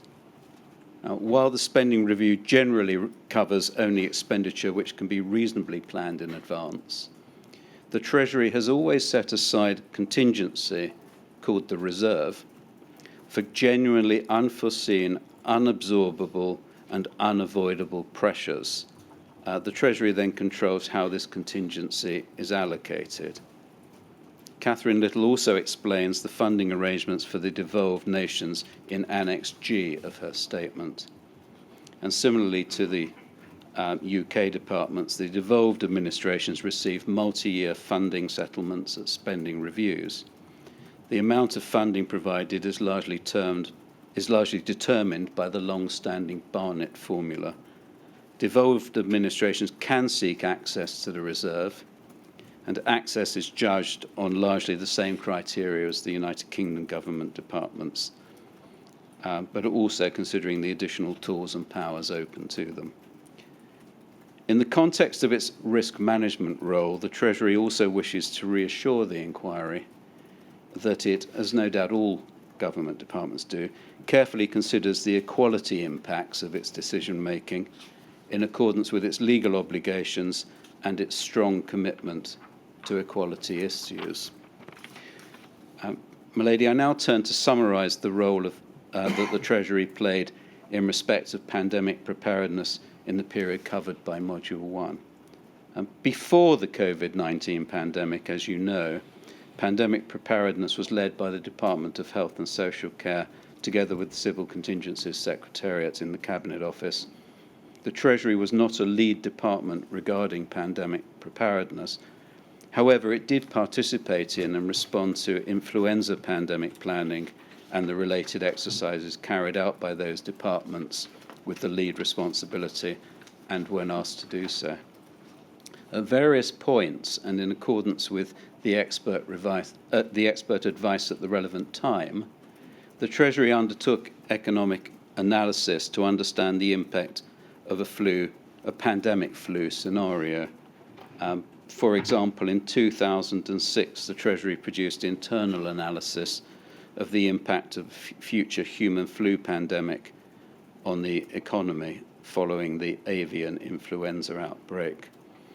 Exercise Winter Willow in 2007, the Treasury actively supported this exercise. And in 2009-10, the swine flu outbreak, the Treasury was involved in reviewing the potential costs that could be associated with the varying degrees of that outbreak. And again, exercise Cygnus in 2016. The Treasury focused on ensuring that government finances were resilient to the impact of a pandemic on the workforce and amending its processes accordingly in such an event. My Lady, the Treasury's attempts to gauge the potential scale of the economic impact of a pandemic serve to highlight the significant uncertainties in the analysis, such as the severity of the illness, the proportion of the workforce affected, the amount of time individuals might be affected by the virus, and the behavioural response of individuals. These were all identified as factors that resulted in a high degree of uncertainty. This uncertainty highlights both the difficulty associated with the preparation of specific contingency plans for dealing with potential economic shocks and the importance of being able to respond quickly and flexibly when economic shocks crystallise. This economic analysis by the Treasury was plainly not directed towards a global pandemic of the scale which struck the world in early 2020, did help provide an analytical framework through which the Treasury could rapidly assess, based on very limited, or initially very limited, scientific and economic data, the potential impacts of the COVID-19 pandemic as it emerged in early 2020. Catherine Little's statement also details the consideration given by the Treasury to funding requests related to pandemic planning. The evidence indicates that the Treasury has been receptive to and supportive of such requests. The evidence also indicates how the Treasury has been receptive to and supportive of requests for funding to develop the United Kingdom's scientific research and development capability, which became so important during the pandemic for the purpose of developing a vaccine and has been acknowledged by the TUC as at least something that we got right. My Lady, in terms of lessons learned, as Catherine Little's statement explains, the Treasury, along with other departments, has learned much from the pandemic and is seeking to drive change and improvement and will listen carefully to the recommendations of this inquiry. To date, some of the lessons that we've learnt include a need to strengthen and improve the consistency of the Treasury's risk reporting. In autumn of 2021, the government updated the Charter for Budget Responsibility to require the OBR to produce an annual report on the sustainability of and the risks to the public finances, and that permitted the OBR to take a more flexible approach to determining its content and reporting to the Treasury and to government. Thirdly, we've learnt that we need to manage fraud risk, such as through the launch of the Public Sector Fraud Authority in August of last year. And finally, we have learnt the need to make improvements regarding the risk management framework, with a focus on the need to address challenges associated with cross-government decisions and responsibilities. And we seek and will continue to seek to improve our ways of working to discharge our function and protect the United Kingdom economy as best as we are able. My lady, finally, we're grateful for the opportunity to assist the inquiry in respect of Module 1 and to address you. And we wish to conclude these submissions by assuring you of our assistance in your future modules and work. Thank you. Thank you, Mr. Block. Ms. Monahan. Oh, there you are. I should move this way. Good morning, my lady. I make this closing statement on behalf of the Northern Ireland Department for Health, which I'll refer to as the Department. And my lady, the purpose of this closing statement is to assist the inquiry in respect of 9 identified issues which we feel may require further clarification as a result of the evidence which has been given during these hearings. The first of those issues, my lady, is that of the updating of the 1967 Public Health Act. And firstly, the Department would like to emphasise that the proposal to pause work on updating the 1967 Public Health Act was made in the context of other priorities and pressures at that time. The updating work had been initially intended to broaden the scope of the Act from having a primary focus on infectious diseases to an all-hazards approach.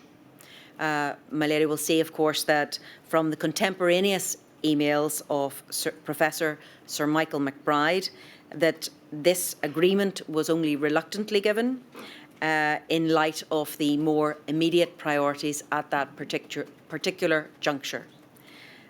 Indeed, the subsequent collapse of the executive would have prevented further work and progress on this in any event. Notwithstanding the decision to pause that work, significant work had been taken forward in Northern Ireland during 2018 and 19 to develop Northern Ireland clauses for inclusion in a draft UK pandemic flu bill. This work sought to address the gaps that had been identified in the Northern Ireland's 1967 Public Health Act, and indeed this work was extensively drawn upon when and informed the making of the 2020 Coronavirus Act. It is also, of course, the case that, contrary to the evidence that was given to the inquiry by Mr. Aidan Dawson on behalf of the Northern Ireland Public Health Authority, that amendments to the list of notifiable diseases could be made at any time. And in fact, this was the case during the COVID-19 pandemic, when the causative virus was made a notifiable disease.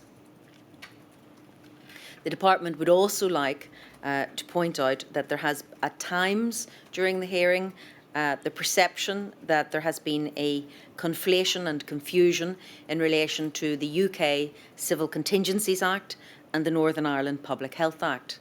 Of course, these are two separate pieces of primary legislation. The second issue, my lady, that we'd like to address is that of potential issues which may remain in relation to the Department's corporate risk register. Regrettably, the most recent iteration of the Department's risk register, which showed the actions completed, had erroneously not been provided to the inquiry at the point when our witnesses gave their evidence. This oversight, my lady, has now been remedied, and the Department would ask that any recommendations made by the inquiry would refer, of course, to the most recent and relevant iteration of that register. Further, we would hope that the context of and scope of the departmental risk register should be considered. Risk registers are living documents, and they comprise identified corporate risks, which are considered as having the potential to impact on the Department's ability to deliver on its objectives. The risk register, of course, does not reflect risks that have actually materialised, but rather represent risks which the Department has identified that may happen, and the high-level actions that the Department will take to mitigate the risk of same.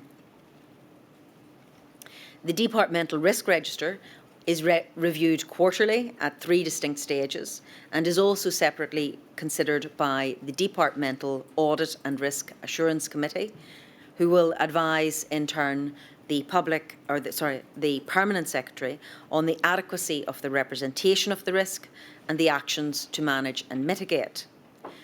At no stage is there any expectation that the Minister should review or supervise the risk register.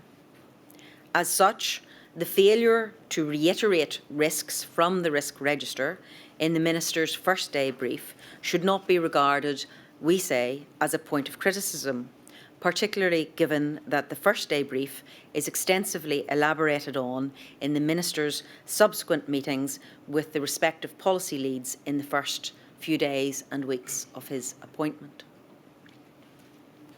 The third issue, my lady, we'd like to address is that of the perception that there were concerns that the Department had not acted on the Bengoa report. Indeed, a 10-year approach to transforming health and social care in Northern Ireland, which was entitled Health and Wellbeing 2026, Delivering Together, was launched in October 2016.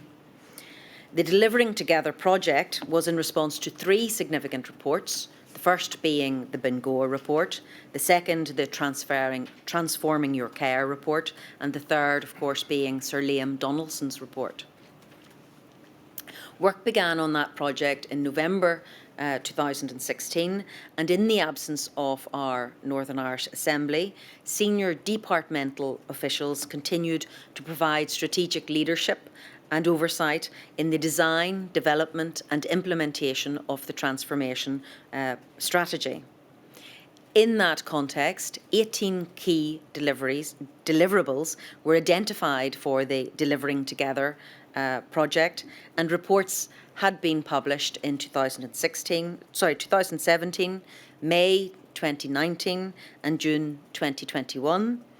These 18 actions were all considered as being achieved in as far as possible within the decision-making context and the financial constraints of the time.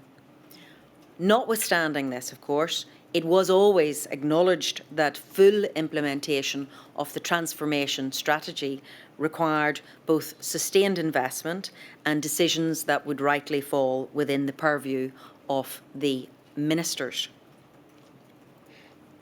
The fourth issue, my lady, is that of the impact of single-year budgets. The Department would like to clarify that the evidence of the former Health Minister, Mr Robin Swan, in relation to single-year budgets did not mean that the Department was only able to make short-term decisions in relation to healthcare. In the hiatus period, the Department was able to make some long-term decisions in respect of major capital programmes, amongst which was the establishment of the critical care building at the Royal Victoria Hospital and the introduction of the largest digital project in Northern Ireland entitled Encompass.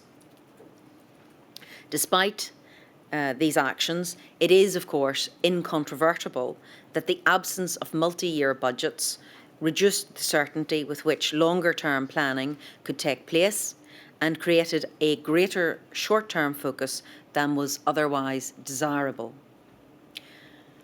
Of course, my lady, officials operate under the direction and control of the relevant departmental minister. In health, both officials and the Minister have responsibilities set out in statute in the Health and Social Care Reform Northern Ireland Act 2009. In brief compass, these responsibilities are to protect the health and well-being of the population and to secure the continuity of health services. These responsibilities cannot be passive or reactive in nature, but rather must be performed to their full extent to ensure that the public has the protection that they rightly expect and deserve. The fifth issue that I'd like to discuss, my lady, is that of departmental structures.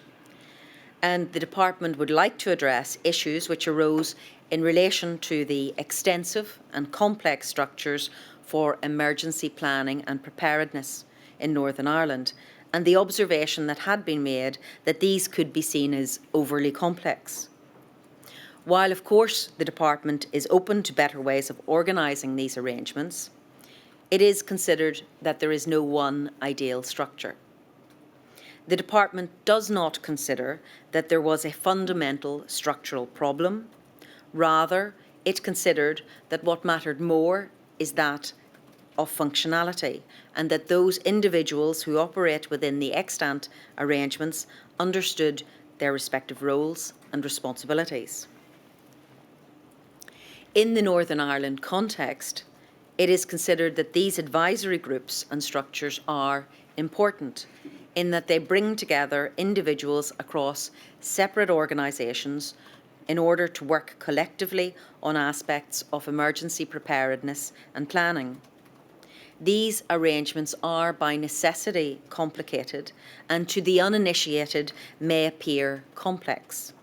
That said, these interactions are considered to be fundamental and necessary to ensure resolved consideration across separate organisations and expert groups. Furthermore, it is considered that there is a good level of accountability for aspects of health and social care, including emergency preparedness.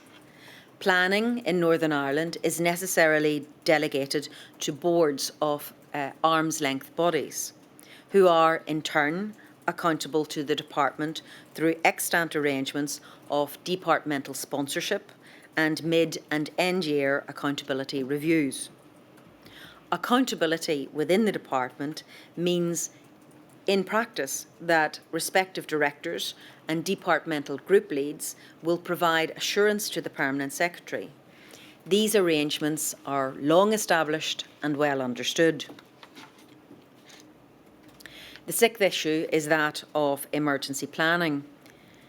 The Inquiry Council at times asserted that the department's emergency response plan was based on outdated and faulty thinking in its focus on pandemic influenza. The department would like to emphasise that this plan, the emergency response plan, was not of itself specific to pandemic influenza or even to pandemics, but rather it was designed to allow an appropriate response to be made to an emergency of any sort which impacted on health and social care, including infectious diseases. The Health Service and the Department have long-standing and well-rehearsed plans to respond to all emergencies, irrespective of the threat or the hazard. As such, this planning and preparation is agnostic as regards to the cause of the hazard and is designed to ensure an appropriate and proportionate response at all levels. This could range from responding to a local and contained emergency up to and including an emergency which would require cross-government response and triggering of the civil contingency arrangements. Of course, as the inquiry has heard over these hearings in recent weeks, it is necessarily or preferable to have an approach with flexible capabilities that could be deployed in response to any pandemic. While some of the elements of the UK influenza pandemic plan were beneficial, it clearly had deficiencies in providing a response to the Covid-19 pandemic. Capabilities should be generic enough to allow a response to a range of potential pathogens and modes of transmission, agile enough to be scaled up, quickly enough to contain spread, and specific enough with tailored control measures when there is a better understanding of the pathogen. These are all lessons which Northern Ireland and the Department can reflect on in future approaches to planning and preparation. Further, notwithstanding the importance of a general pandemic plan, it is nonetheless considered essential that Northern Ireland would maintain a pandemic plan for influenza, given its continued propensity to cause outbreaks with significant morbidity and mortality. The seventh issue, my lady, is that of the reviews that had been carried out via the Silver Debrief and the Gold Independent in-flight review in the very early stages of the pandemic in Northern Ireland. In such a high pressurised, fast-moving and dynamic situation, communications are always challenging. And it was in this context that issues were raised about PPE, which led to the suggestion that some had failed to appreciate that the emergency PPE stockpile did not form part of the day-to-day supply chain. In his evidence, Mr. Pengelly confirmed that no concerns had been brought to his attention about the management of the emergency stockpile of PPE prior to the pandemic. The PPE stockpile in Northern Ireland was effectively used during the pandemic to supplement and to support the main PPE supply, not only to trusts, but also to social care, primary care, and emergency dental services during the early response to the pandemic. The eighth issue I'd like to touch on, my lady, is that of North-South collaboration. The Department's evidence demonstrated the extent of collaboration with its Irish counterparts. But, of course, it is to be recalled that any formal policy, if it is to encompass a five-nation, two-island approach, will be a matter necessarily for the UK and Irish governments, rather than being a matter for the Department.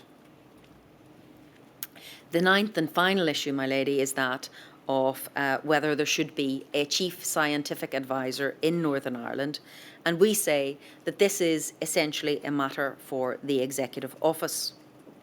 However, the Department does wish to point out that Professor Young provided input and advice as required and on a number of areas to the Department of Health.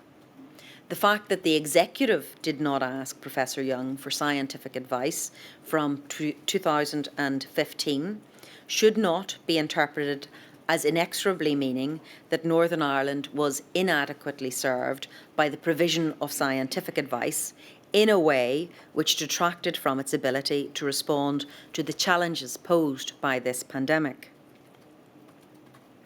The Northern Ireland COVID-bereaved families raised the issue of the limited participation of the Department's Chief Scientific Advisor in the UK CSA network. However, it should be noted that the absence of the Department's scientific advisor from that network did not mean that the Department was unable to access its advice.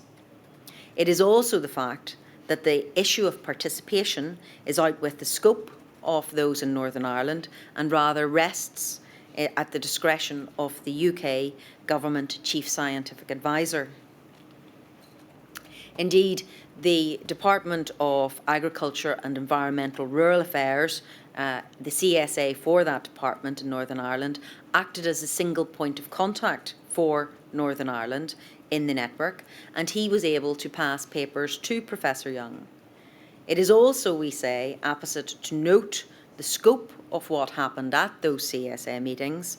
They were informal, regular meetings, but significantly were not part of central government emergency planning or decision-making or advisory structures in preparation to or in response to the COVID-19 pandemic. Additionally, it should be noted that throughout the pandemic, Professor Young attended the UK SAGE meetings and other relevant UK fora. He was able to provide advice to our Chief Medical Officer and the Health Minister as appropriate.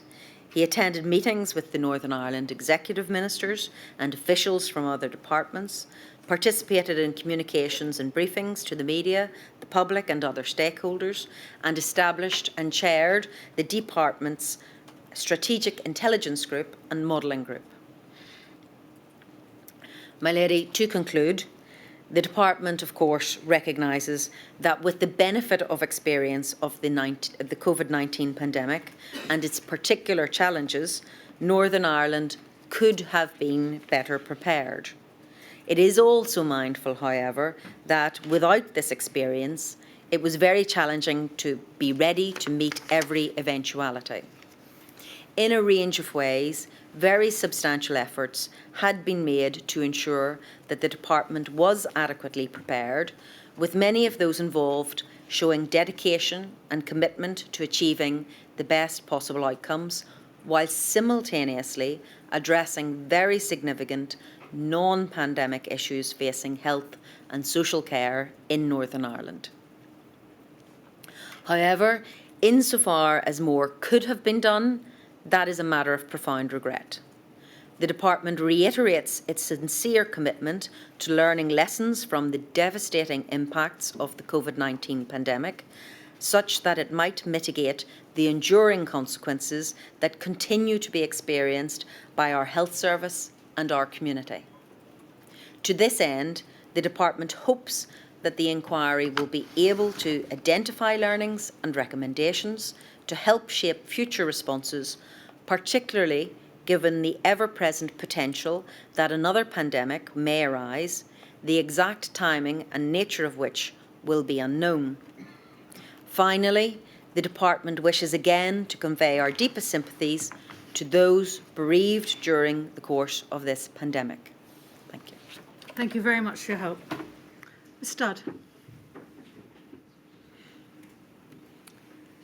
My lady, the Cabinet Office welcomes the opportunity to make an oral closing statement. I don't know, is the microphone on? It is on.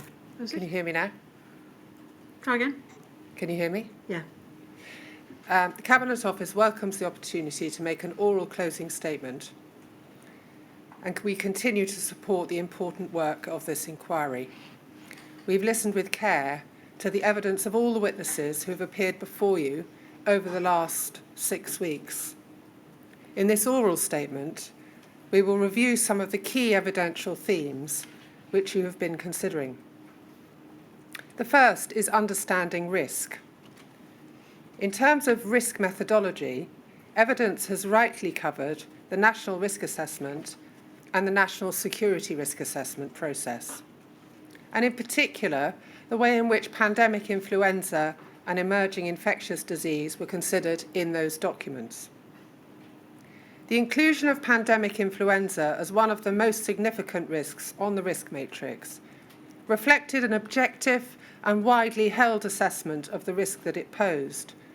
And as you have heard in evidence, it continues to pose to this country. Rightly, the experience of the pandemic has prompted change, which we've already put into effect. The Cabinet Office has made the most significant reforms to the National Security Risk Assessment since its foundation in the early 2000s. Where appropriate, the National Security Risk Assessment now considers multiple scenarios to reflect the different ways in which risk could manifest.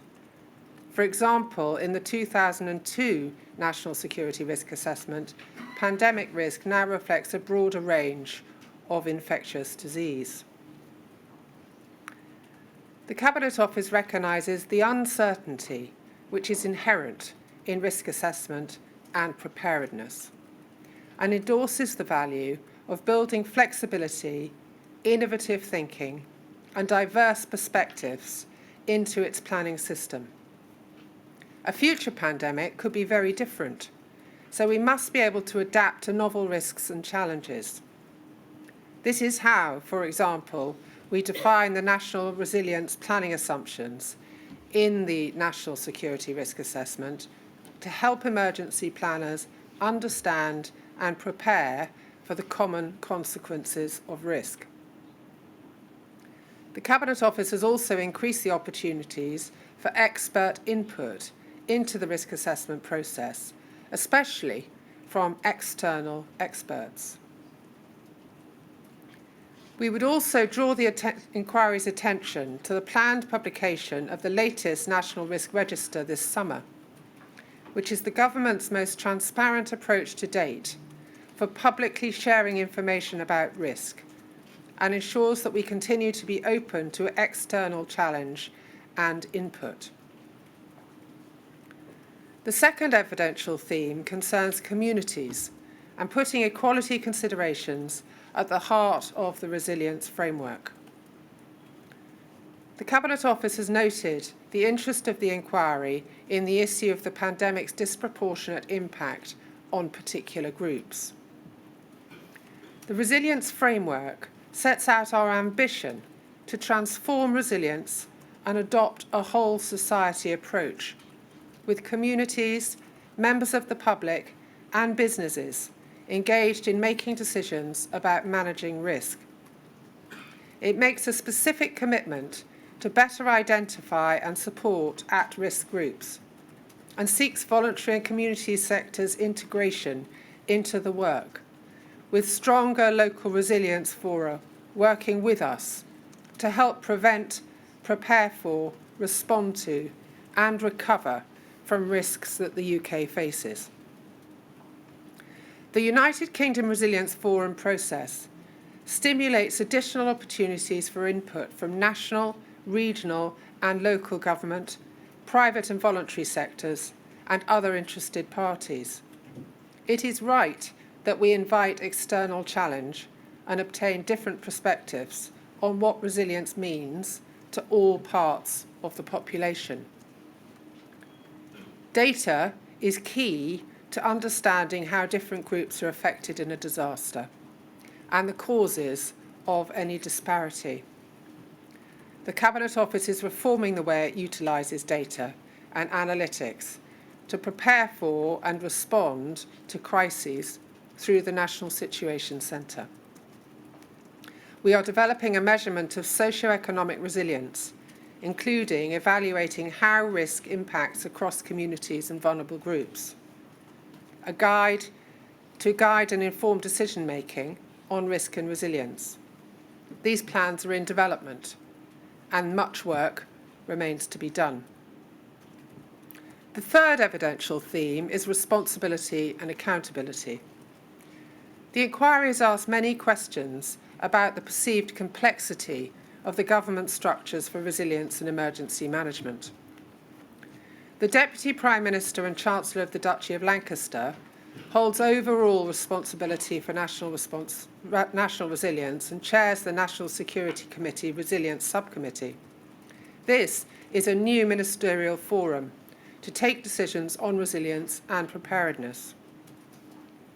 The Cabinet Office's intention in the resilience framework is to ensure that roles are simplified and clarified as much as possible. This is a wide-ranging and complex subject area, with many organisations involved, representing the full span of the public, private and voluntary sectors. However, notwithstanding that, the Cabinet Office's reflection on the evidence heard by the inquiry is that the structures are well embedded and generally well understood by those who are working within them.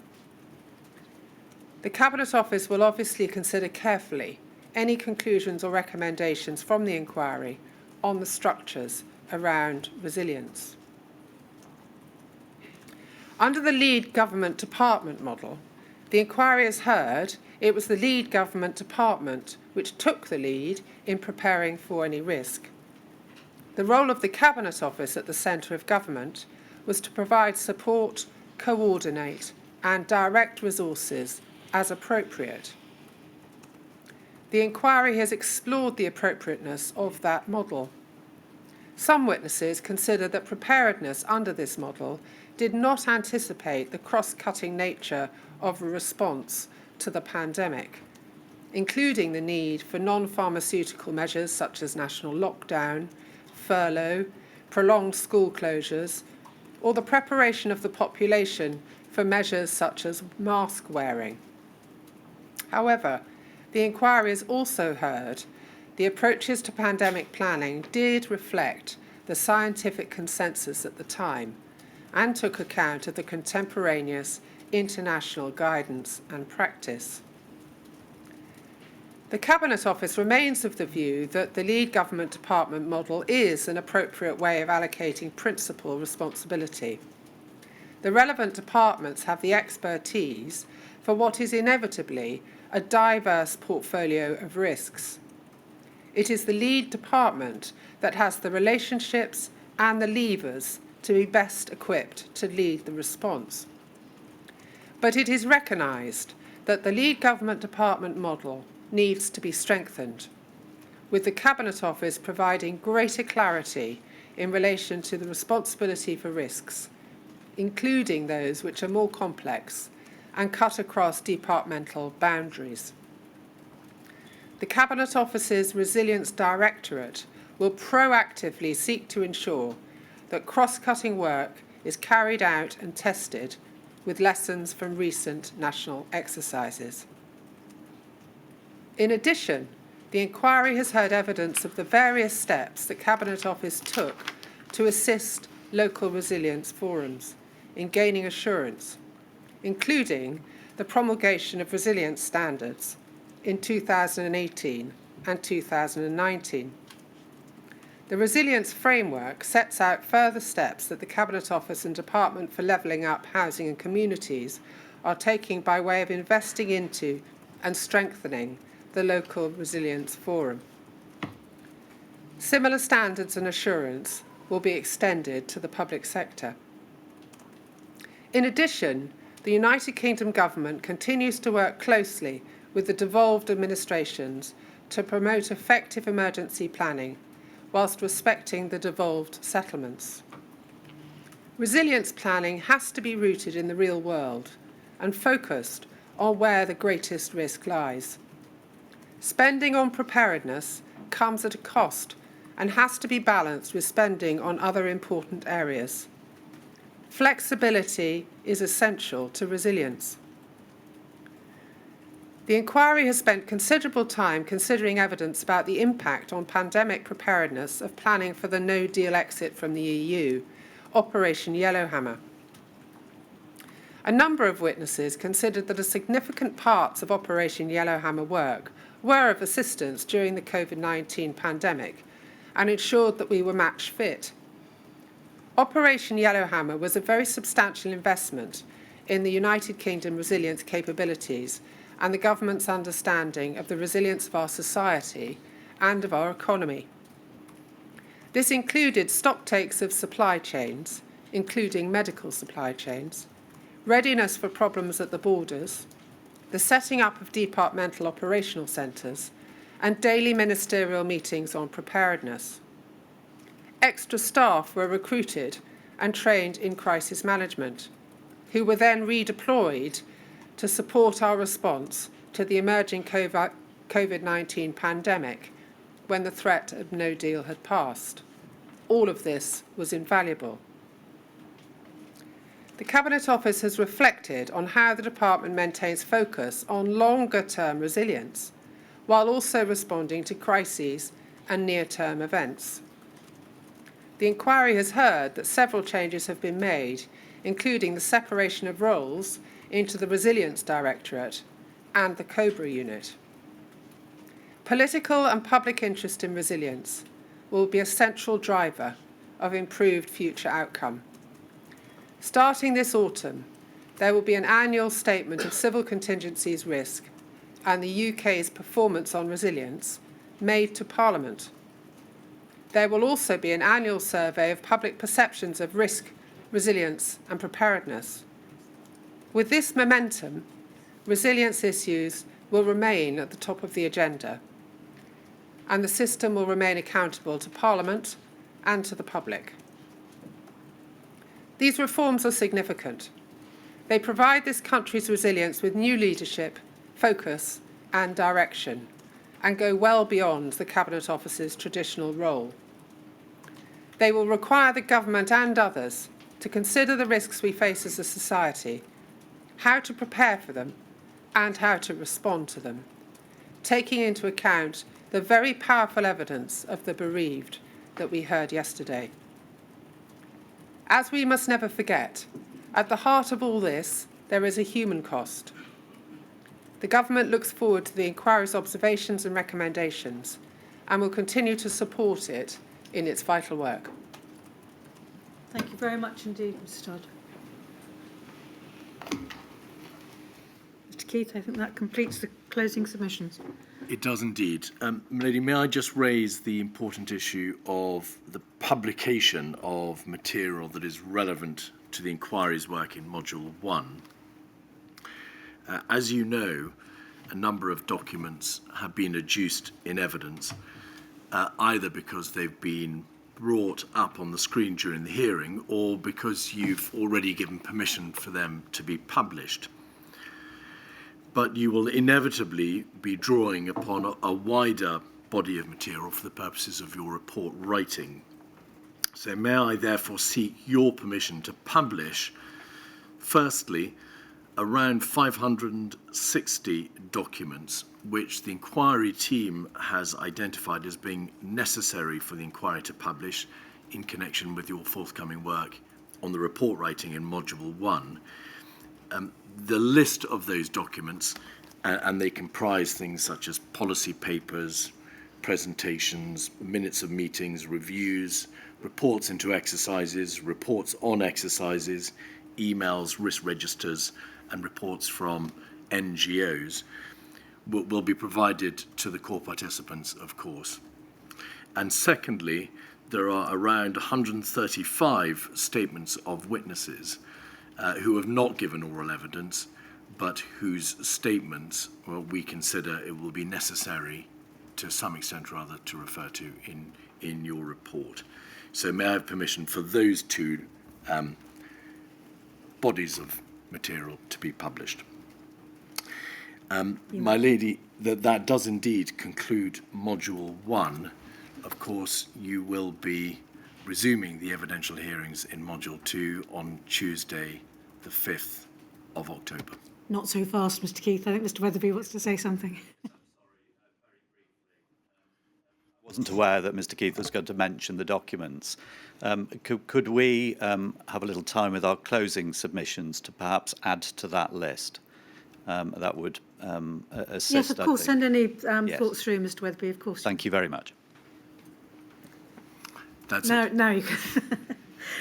Well, thank you all very much indeed. We've now completed the hearings for Module 1, Resilience and Preparedness for the Pandemic, in just over a year from the day of our official start. And given the amount of material that's had to be gathered and then analysed, I think that's a huge achievement.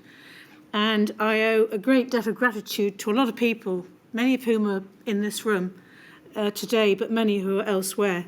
And without your significant work, we couldn't have got this far this quickly. I think it is great credit to everybody involved, material providers, the lawyers, the paralegals, the secretariats, for all different organisations that we have got this far. I'd also like to praise the members of the public who have attended, I think one of whom has been here virtually, if not every day, I think every day. Especially the bereaved, obviously. They've acted with great dignity in the hearing room. I know that feelings are running very high at times, and I'd like to thank you for your composure and your dignity and appreciating the formality of the proceedings in the hearing room. So thank you all very much. The next stage for the inquiry team is to start drafting, and well, I think drafting's probably already started in some respects, drafting and finalising the report for Module 1. As I've made clear many times, I intend to finalise it and publish it as soon as possible. There's obviously a very great deal of material to consider, and so I will ensure that it's published. The hope is that it will be published by early summer next year. If we could do it any quicker, obviously we will, but given the amount we have to go through, we'll have to see. But anyway, that is my hope and my plan, because as I think it was Ms Marsh-Rees said yesterday, the sooner I can get any recommendations, if I make any public, then the sooner they may be implemented and the sooner they may have an effect. So thank you all very much for those who followed online, for those who've been here, and for all the participants and the lawyers involved. Thank you. All rise.